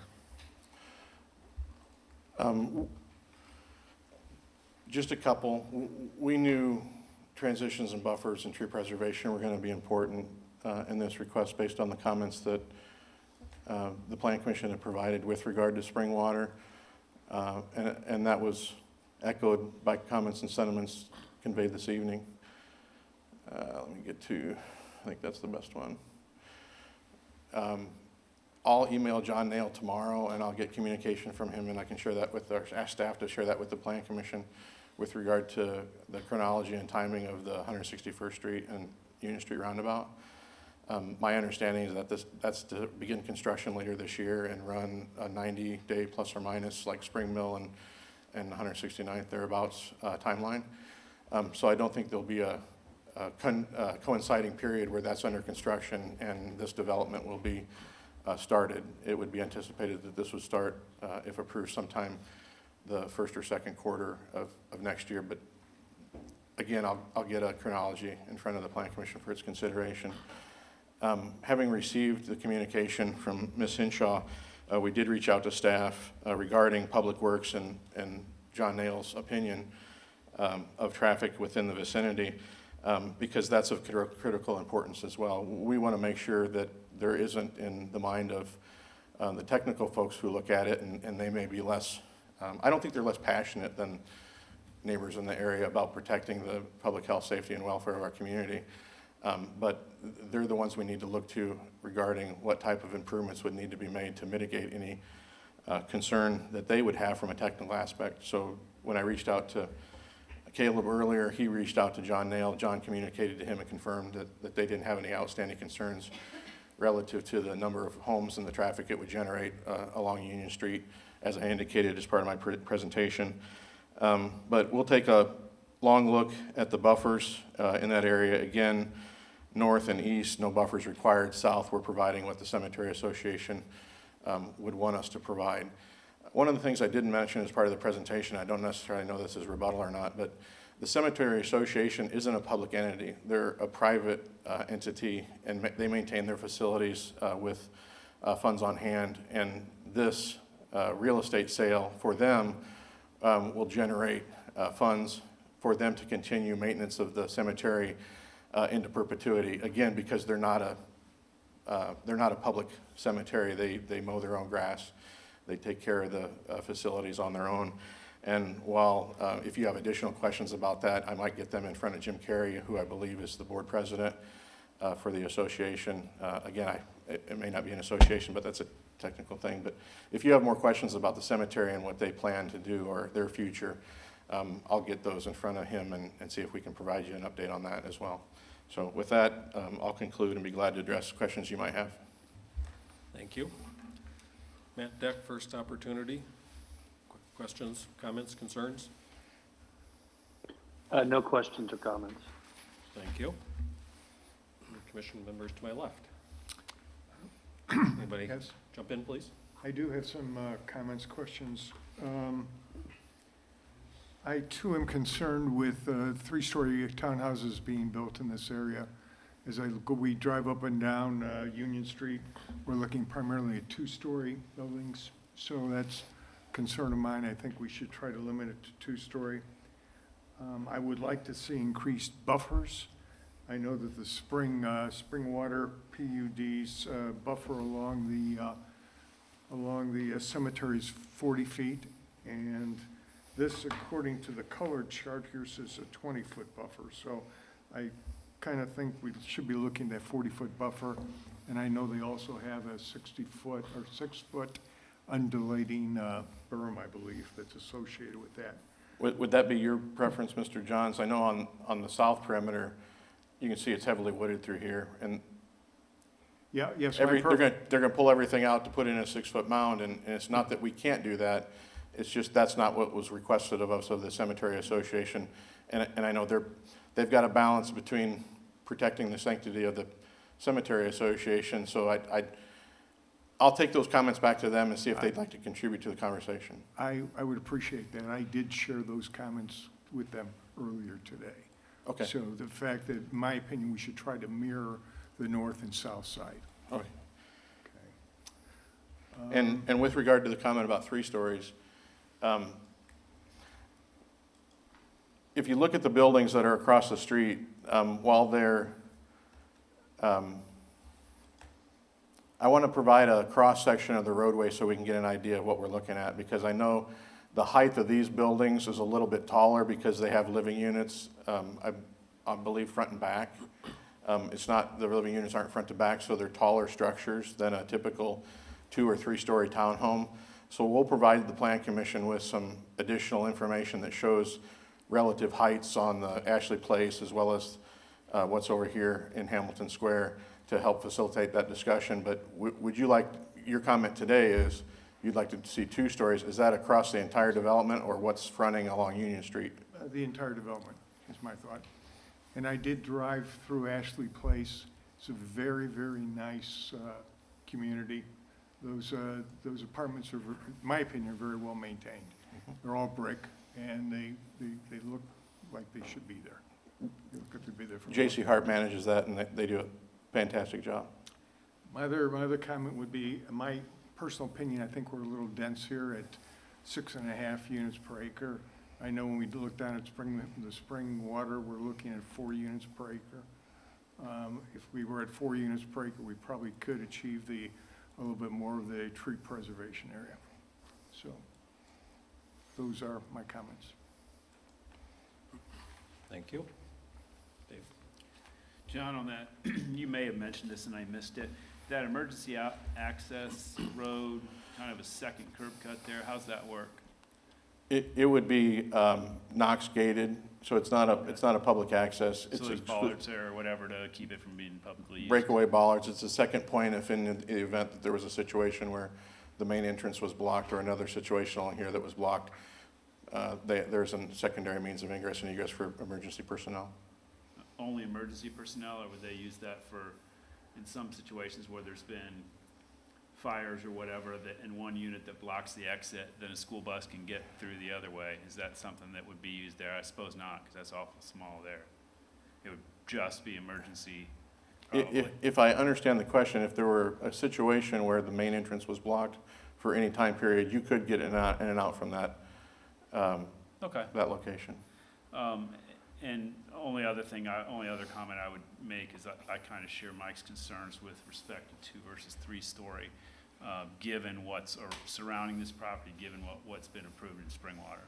So I'm on the same page. Can I ask one question? Sure. It's a follow-up to that.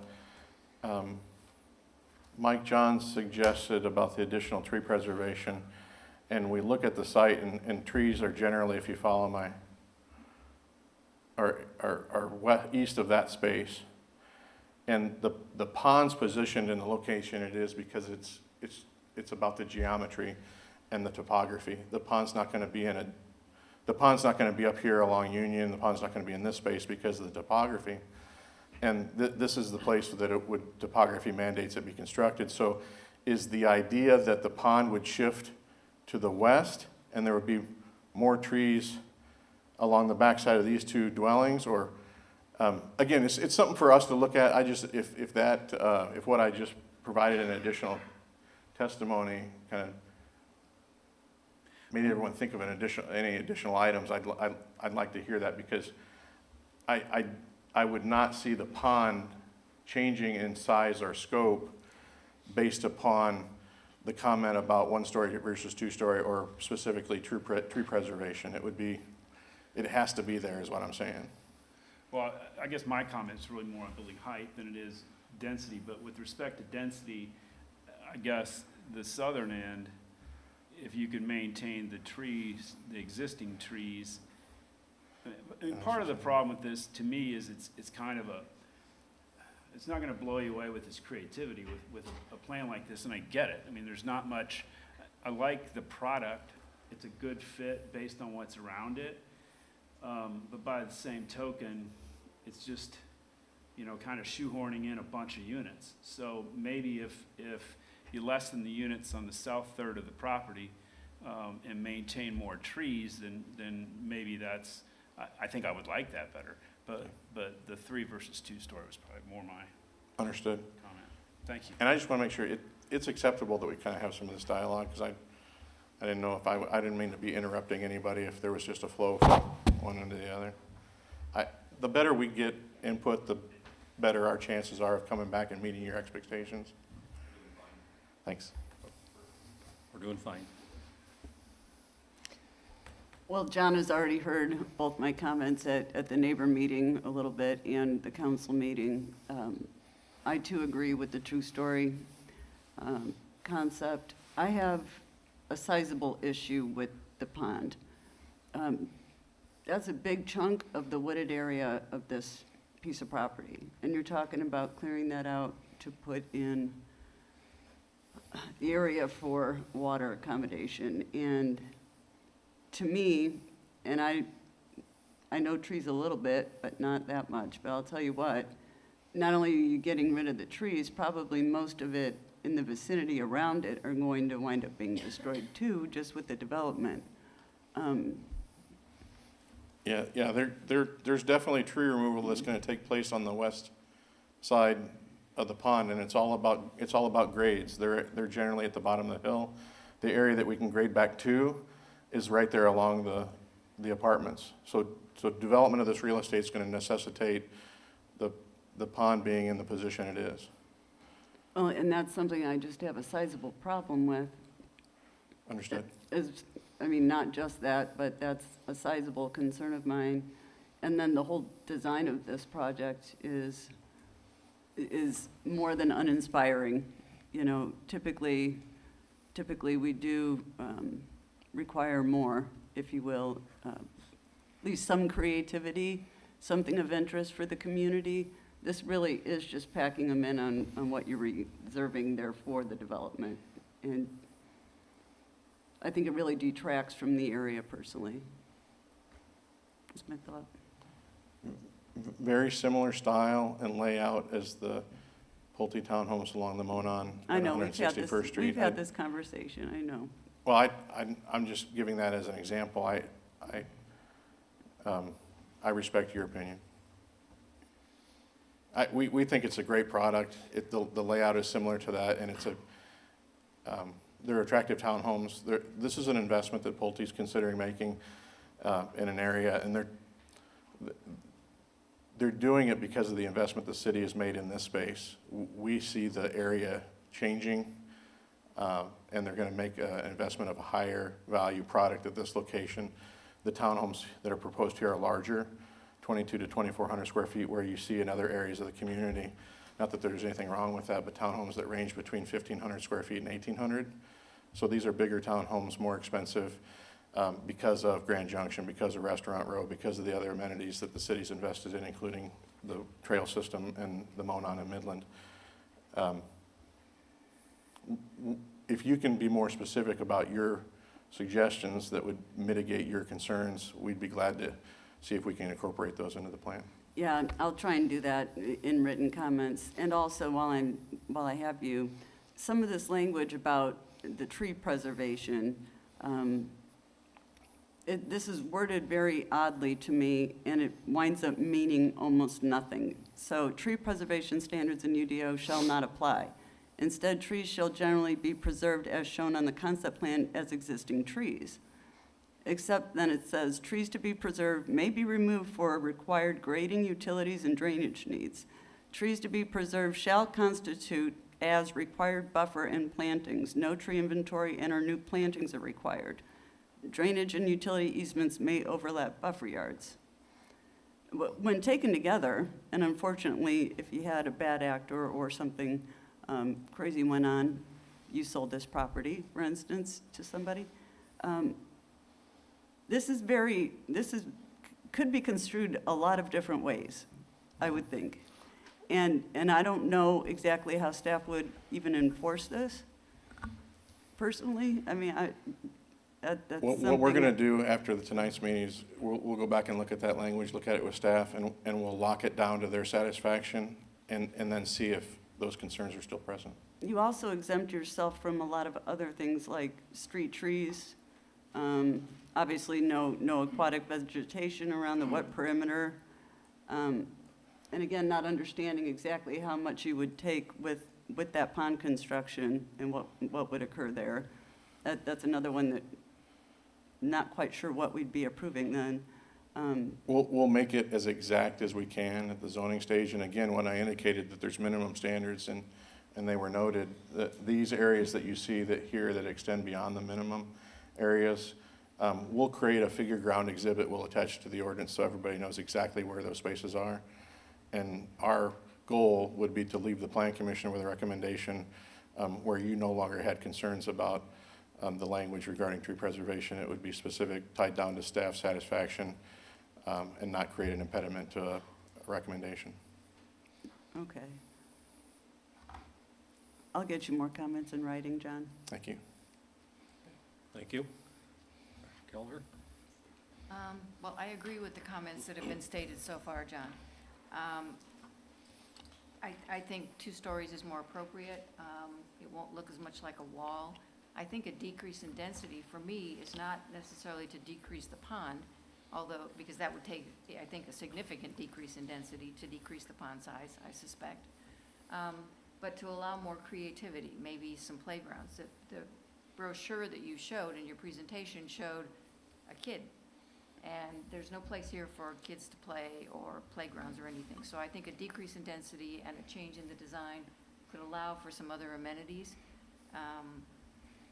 and some maybe trails so that kids could play in the neighborhood.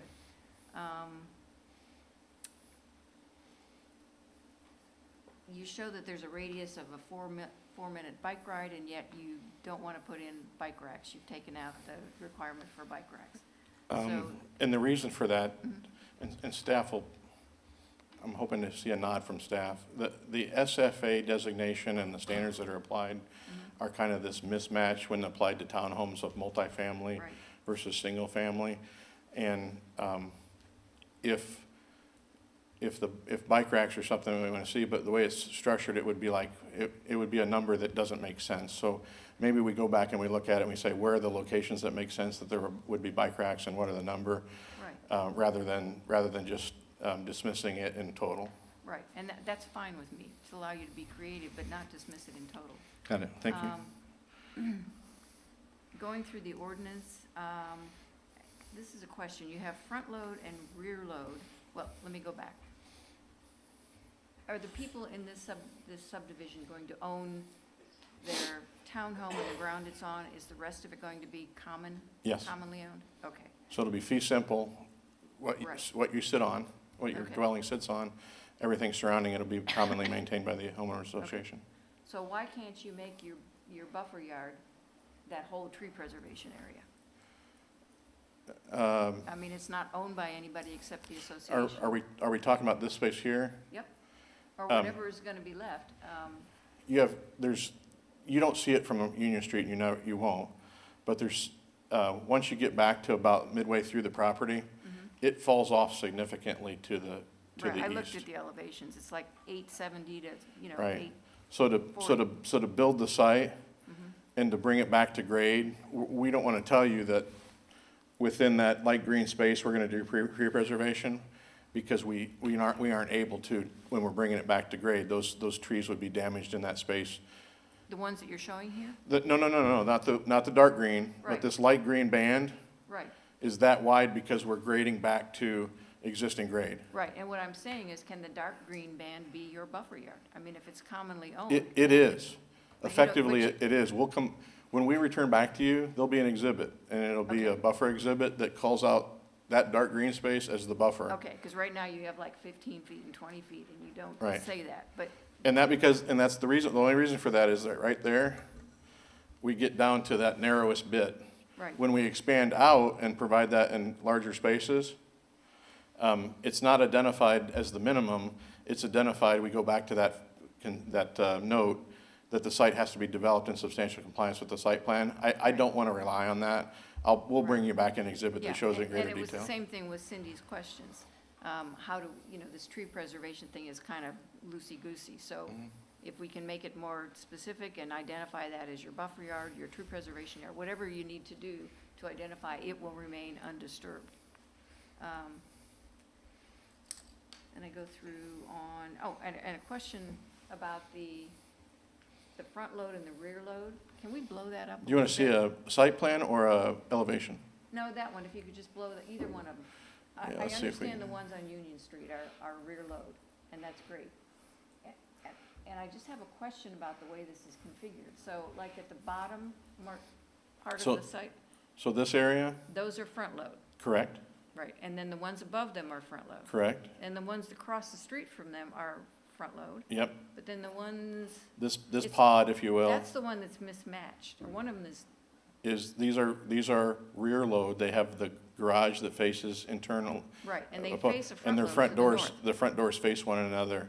So when you turn into the space, you see the fronts of people's Right. homes rather than the garages. But then the ones just to the north of that, across the little street, Yeah, they're, front load as well because we don't have an alley or frontage, so they face a rear load. right? On the Because these are the backs of effectively the backs of the apartment dwellings, so you have Right. backs matching, the back matching a back, if you will. But then they face, that's gonna be a streetscape that's gonna be just like all driveways. The front of one building and the back of the other building on the other side of the street.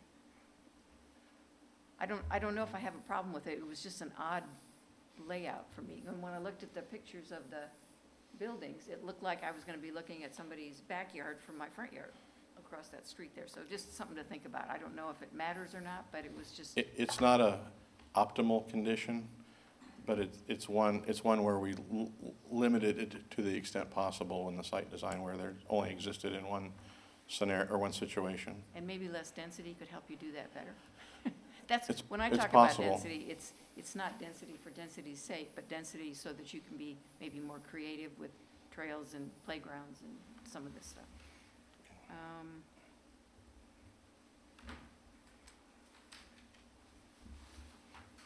I'll try to go fast. Building materials, what's a composite veneer panel? Is that like a stone that's just a veneer? Composite veneer panel, what is that? It's on page 3. It's the trim board like in a soffit. Okay. Because that's under the building materials. The front of the buildings, oh, I already talked about that. You talk about 40% of the front being masonry. And then when you get to the side,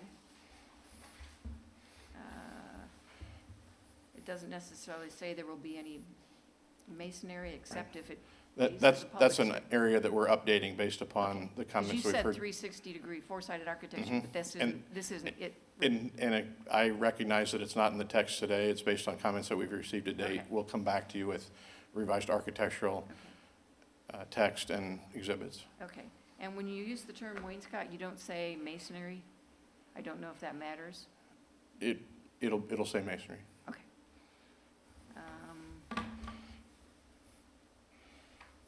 Again, street trees, I kind of like to see street trees, and I'm a little confused on what the landscaping is going to be here, so maybe a little more clarification.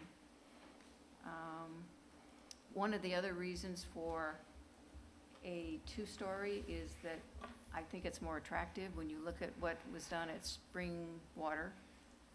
They have front porches, and you really can't do that, or at least haven't done that in these. And I think the front porch is a really attractive thing to put against Union Street. And I think in Springwater, they were also in groups of, was it 4? 3 and 4, so, less long lines would break up that and be more attractive too. Under your parking area shall be screened with shrubs and grasses. I don't know what you mean by grasses. We usually use shrubs. Grass could be an ornamental or some other thing that wouldn't really screen in the wintertime. And screening for parking areas was mainly to block the lights of cars from going into people's windows. We talked about the bike. All of these things on design standards for street right-of-ways and no, passing blister, I'm gonna leave to Public Works. I can't imagine not having a passing blister here to get in and out of these. And that's it for now. Thank you. Continuing on to my right, questions, comments? I'll try. A lot of things that have already been said are things that I agree with, so I'll try not to repeat, but, just to be quick and to the point, as Dr. Kelleher just mentioned in her closing comments, I think breaking up the units would be beneficial to help with the creativity issue. Each unit parcel, for lack of a better term, is I think 6 units. So, lessening them to 5, 4, however might work the best, what would add to differentiate. And I was looking at Google Maps. When you go over to the Pulte development at Monon, that's similar, where some of them are even 3 to 6, I think is what I saw, just varying on the areas there. What other thoughts that I have? I definitely agree with the 2-story versus 3-story, because in my mind, I just don't see it as being fair for us to go ahead and approve a 3-story here, whereas we had so much pushback for wanting 2-story on the southern portion of Summit Lawn and Springwater there. So and looking again at Google Maps all the way down Union Street, we don't have any 3-story developments. So I think having at least, I don't know if we need to go as far as the entire development being 2-story, but at least along Union Street, having those be 2-story, I think that'd be very beneficial. What else? I think, those are my main things, just the 2-story. To me, also having a little bit more unique of a product compared to we just approved with Springwater. I do appreciate that, in terms of value, it definitely adds value to the land area, and this is definitely a definition of an infill lot, so I appreciate that it adds a different value as opposed to those that are around it. But yeah, I think that's all I had. A little sporadic, I apologize there, but just trying to get everything out, so thank you. Thank you.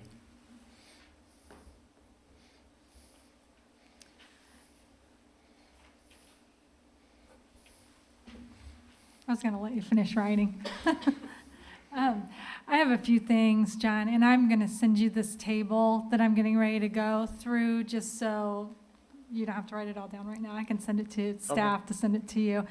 But first off, I like the use of townhomes on this parcel. I think it makes sense with what's surrounding it, so thank you for that.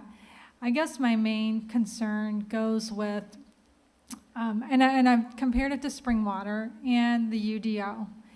And there just seems to be a lot of different categories where we're going below what Springwater did and below the UDO. So I'm going to talk about some of those. In the UDO, it talks about maximum dwelling units per building, which is 4. Springwater is 3 to 4, and the Towns at Union is 6.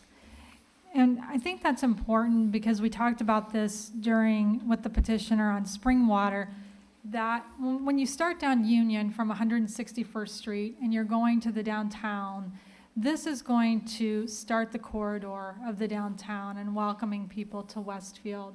And part of that welcome is kind of this, we have single-family homes going through there, so it is this neighborhood feel right now, and I don't think anybody wants to lose that. And so when you go with a 3-story townhome, 6 wide, this was the term I used during the other petition, which was, we don't want this to feel like a tunnel all of a sudden, some, I guess, high-density urban area. And so the 2-story goes more in context with what's not only in that area, but as you travel on to the downtown, and not having as many units per section helps with that as well. So that's the first one. The second one is the density that would be allowed for the UDO would be 51 units. I think you're at 84 units. If we talk about the units per acre, the UDO is 4. Now Springwater, this is number mixed townhomes and single family. So I know it's not 100% apples to apples, but they're 2.2 units per acre on that, What's 2.2? the spring water. I don't think that's what was reported. I'm not, sorry, I'll look at it. We'll I think find out it's from- 90 units on 41 acres, unless I looked at it incorrectly. Okay. That's a mix. I mean, that's the single family as well. And right now, this one's at 6.5. But let's get it clarified. Let's get that clarified because I just looked at it today. We talk about amenities. Can you clarify for me how many amenities are in this PUD? There would be 2 Okay. Are they as proposed, the gazebo and the fire pit? and the walking path that accesses the open space is considered, it's counts as one of the amenities under the UDO. Okay, so do you have your pointer there? Can you just point to where those items are? In this space, that's where the amenities would be in this location. These are the trails that would access that space. Okay, so I think that the UDO for this many units would be requiring 3, so it sounds like you have 3. Springwater has 5. They're doing a playground, a fire pit, a gazebo, an overlook at the creek, and then they've got a pretty big trail running through that particular neighborhood as well. The open space in the UDO is 35%, Springwater's 58%, and the PUD says 30%. So that's below the UDO on that open. Is that number correct, the 30%? I'd go back and look, but Okay, okay. I'll And then, respond to the. it's no problem, I'm going to send this table. to you. Thank you. And then open space trees in the UDO, I think is 10 trees per acre, and you're at 5 trees per acre. So that's another one where we've gone down from the UDO standard. And Yeah, I but won't, in that regard, we're looking at existing trees rather than planting a new tree of 2 inches in caliper. We're looking at the existing wooded areas on the site. so as That's much why we tree, did the reduction.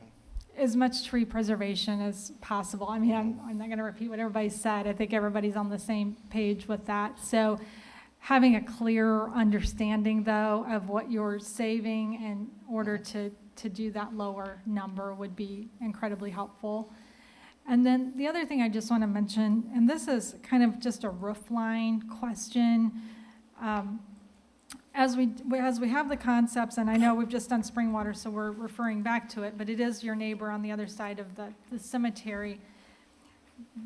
Somehow those units, the roof line's more like this, if that makes sense. So they each look more individual, like their own little unit. And so I don't know if I understand Pulte's dealing with architects on a national level and what they do. Is this what you're talking about in here? Right, and so instead of the roof line as it is, it would, where your gable is, that would be the roof line. And I'll just refer you to those exhibits in that other PUD to understand what I'm saying a little better, but some details like that to make these look more as an individual type of unit, I think would be great. I don't know if that's possible because I know you are working with these national architects, but I'd like to at least make note of that. And I think that's all I have right now. I won't repeat all the tree preservation, but having a better understanding of that and really preserving as many trees as possible on this site would be very much appreciated. Just one comment you made about Springwater and like 2.5 homes per acre. That's not your expectation on this property, is it? I'm just showing that we're a long way from 2.24 and you're at 6.5. I just didn't want to place a target at 2 because that's not a townhome community on 13 acres across or surrounded by multifamily dwellings. And they've got commercial across the street.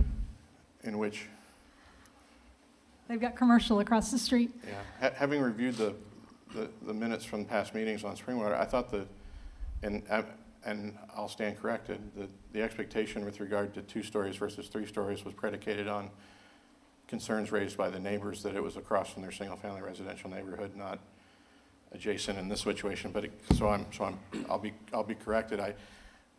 And we're going to look at all these comments, and I'm just offering up context for the reason why they selected what they did in terms of these building sizes, so specifically along Union Street. These buildings are smaller than the buildings on the other side of the street.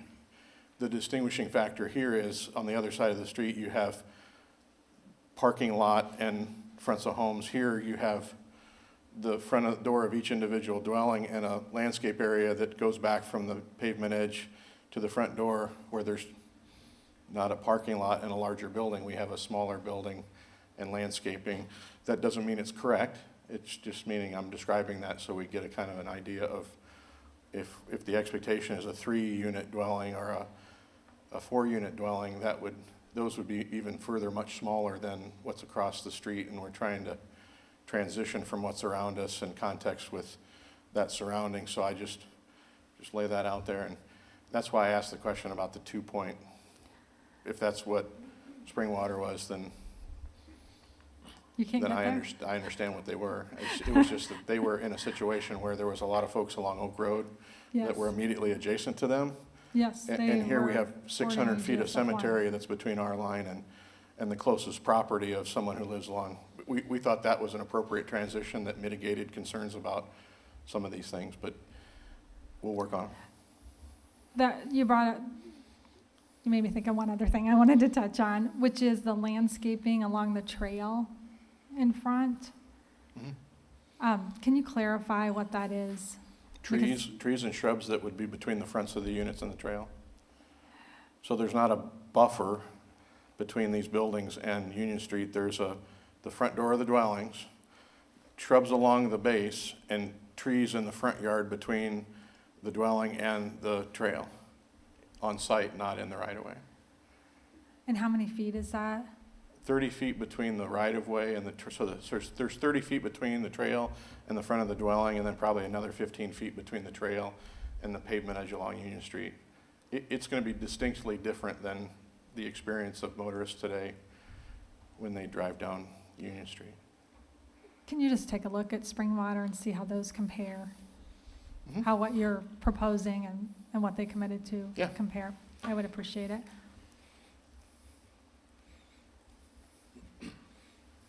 That's everything. Thanks. Thank you.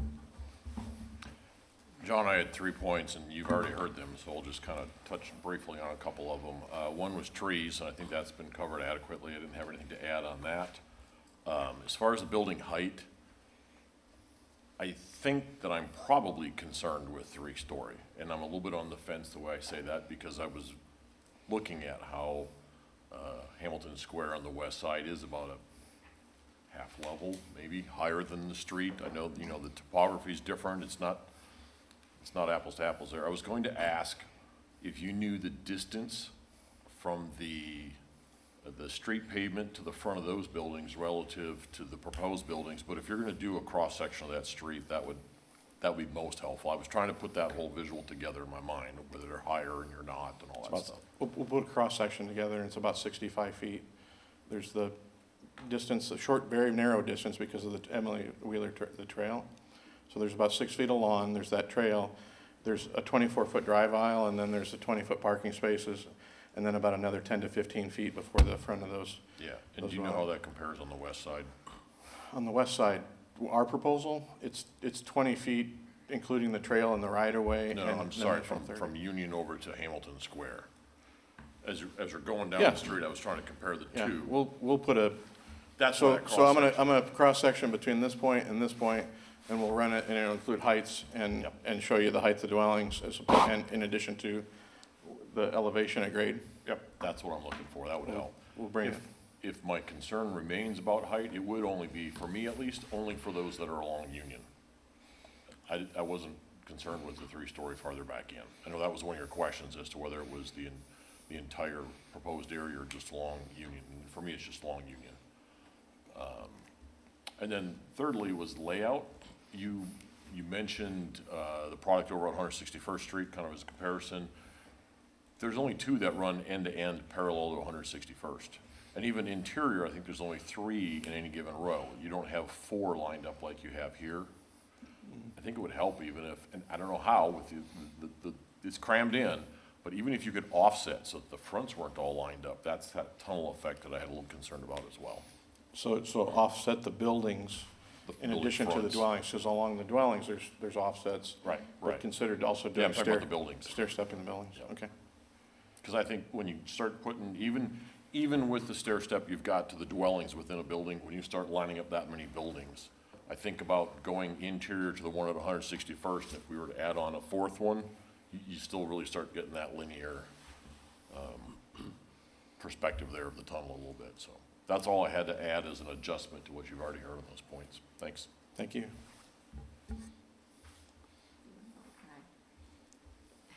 You're Two queued things- up, go ahead. Two things, John. We talked about the tree inventory, and you just mentioned that you're doing 5 trees per acre instead of 10 because you're preserving trees.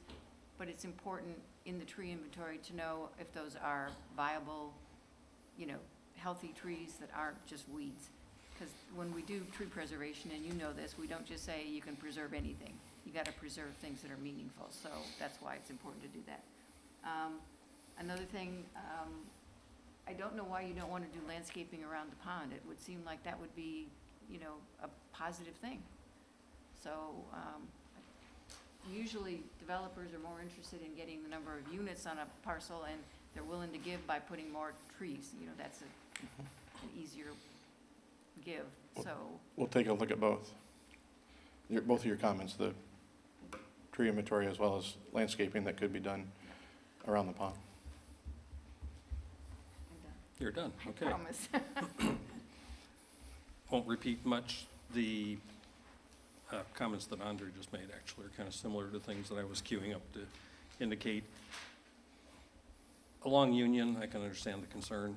I'm not as bothered by the buildings, and I think the cross-section across Union showing the relativity between the current apartments and these will be very helpful.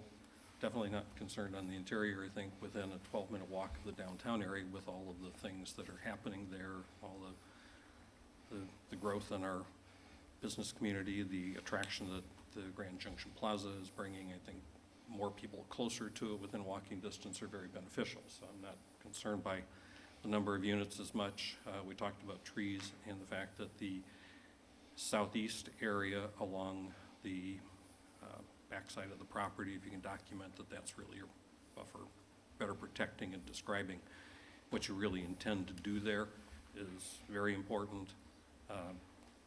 Like others, or at least a couple of us, I recently drove through this area.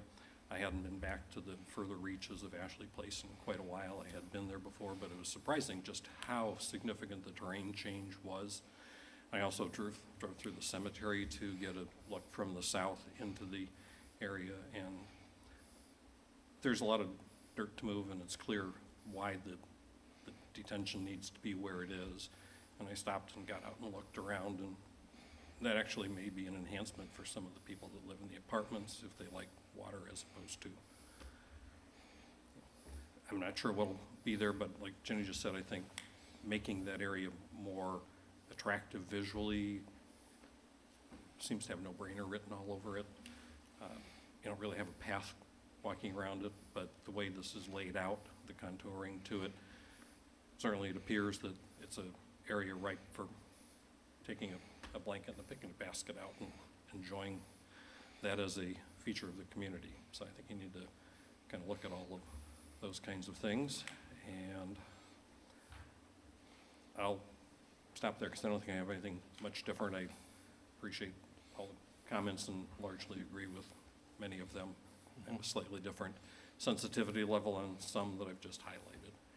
So unless there's further thoughts that have come as a result of the ongoing conversation, look forward to seeing you back at some point in the future with a well-revised plan that addresses what you've heard tonight and taken notes about, and we'll act on it then or sometime in the future after the next visit.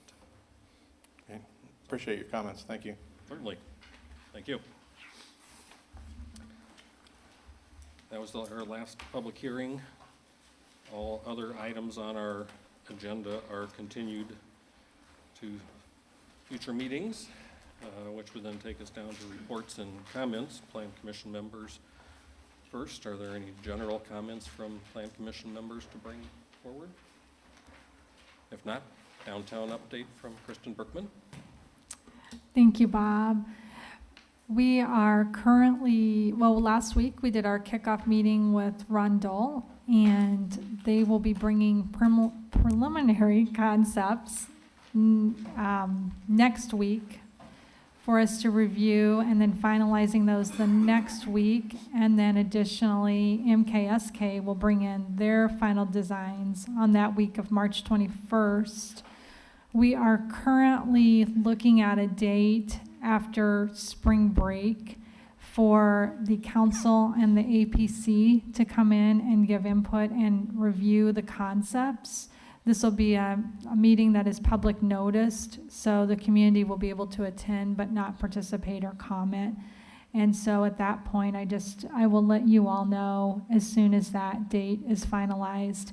But it is right now the week after spring break, and we're just trying to get the Grand Park Event Center lined up for that. It'll be an evening session.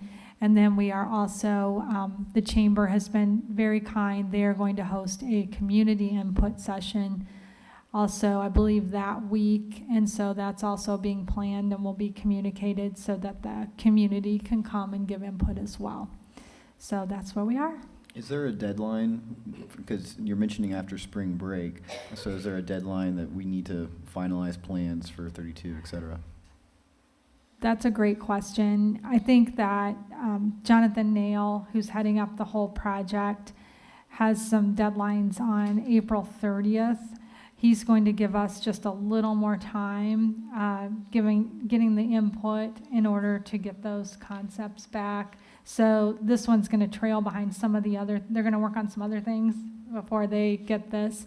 But that deadline is, I think we're shooting for early summer. Mike, do you want to add to that? I think that's where we're at right now. I think you're spot on. Okay. Absolutely. And after the deadline, so to speak, there's context that can continue to be filled in, but the critical decisions about do we want this or do we not want this, those are the kinds of things that have the deadline. If we decide we do, and it can go one of three different directions and there's no big cost interference on one or the other, that's something that can kind of play out a little bit further. I think Jonathan used the example of we're definitely going to have light poles and they're going to have a cost of X. But if we want light pole option 2 or 3 that have a factor of 2 times and 3 times, you're still going to need wires, you're still going to need bases, you're going to put all those things in one way or another. So you can make those kinds of decisions further along. So this will play out for a little while, but the fun is really hitting the crescendo right now. So, Any other my 2 questions? cents worth. Yeah, no, that's perfect. Any other questions on that? Great, thank you. Council liaison? Well, we did meet last Monday. We did the Urban Apples PUD that was approved. Bel Canto PUD was not approved. If you recall, that was the one that received the unfavorable recommendation, and council did not support it either. We had a second public input session for using ARPA money to contribute to the Y per their request. We've gotten some decent feedback with that. We anticipate that going before council next month. Actually, is it this month? Oh, it's this month. Time's just cruising by. So a decision will be made on that fairly quickly. And again, if you have input, let me know. We also had the introduction for the Westfield Advisory Council on Disability. And there was quite a bit of discussion about it, and people, for the most part, were at least council, very favorable to the idea. It was concerned, though, that should it be housed in the city government, if you will, would it actually be better to have it more as a non-city appointed group, because it's primarily appointed by the mayor and city council, so it has to follow the open door laws and everything else like we do. We're wondering if it could actually be more effective if it was outside government. But anyway, that is ongoing, and we'll have the adoption consideration potentially on Monday, but I think that might get held. And we did food truck approvals for Sundown Gardens. That was it. Thank you. There was no BZA meeting, correct? Correct, tomorrow. So we meet tomorrow, and we'll have a report on the next meeting. Anything from community development staff? Yeah, the only thing, just wanted to mention now that the governor has no longer extended the public emergency, the rule that the resolution that this body, and I think the BZA also adopted, regarding virtual meeting participation will be in effect. We were just reviewing it tonight. That rule states that if you're participating virtually, you'll not only need to be heard, but also seen. So that means your video will need to be turned on. We'll be working with IT to create an environment on the screen that works better for that option. And I don't think we currently have that. So, welcome to post-COVID. Oh, boy. Guess I'll want to do this in my dining room instead of my basement office that has no finishes on the walls yet. May I ask a question of Cindy? Was the Spring Mill PUD withdrawn? I thought I had heard that. The one by the airport, am I giving a courtyard? Oh, yeah, I thought I reported on that last time, but I guess I didn't, did I? No, it was withdrawn by the petitioner. There was a lot of issues, I guess, outstanding, and with the airport and safety and lots of other things, but they did decide to withdraw that right now. Yeah. Okay. I think you just. I emailed apologize Thank for you. that. No, that's okay. I kind of heard that. I That was just kind wanted of to a confirm it. mid-meeting thing. I think you emailed a couple of us, because I knew about it, but it probably didn't come up Oh, that's right. at this time. Gotcha, yes. Sorry about that. Yeah. No No, it's problem. okay. Thank you. All right. I think our business is through. Do we have a motion to adjourn? So moved. By Victor, second. Second?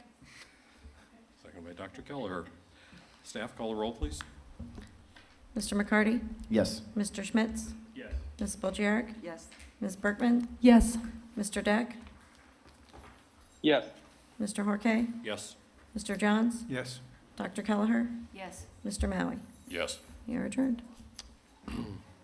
Thank you. At 9:28.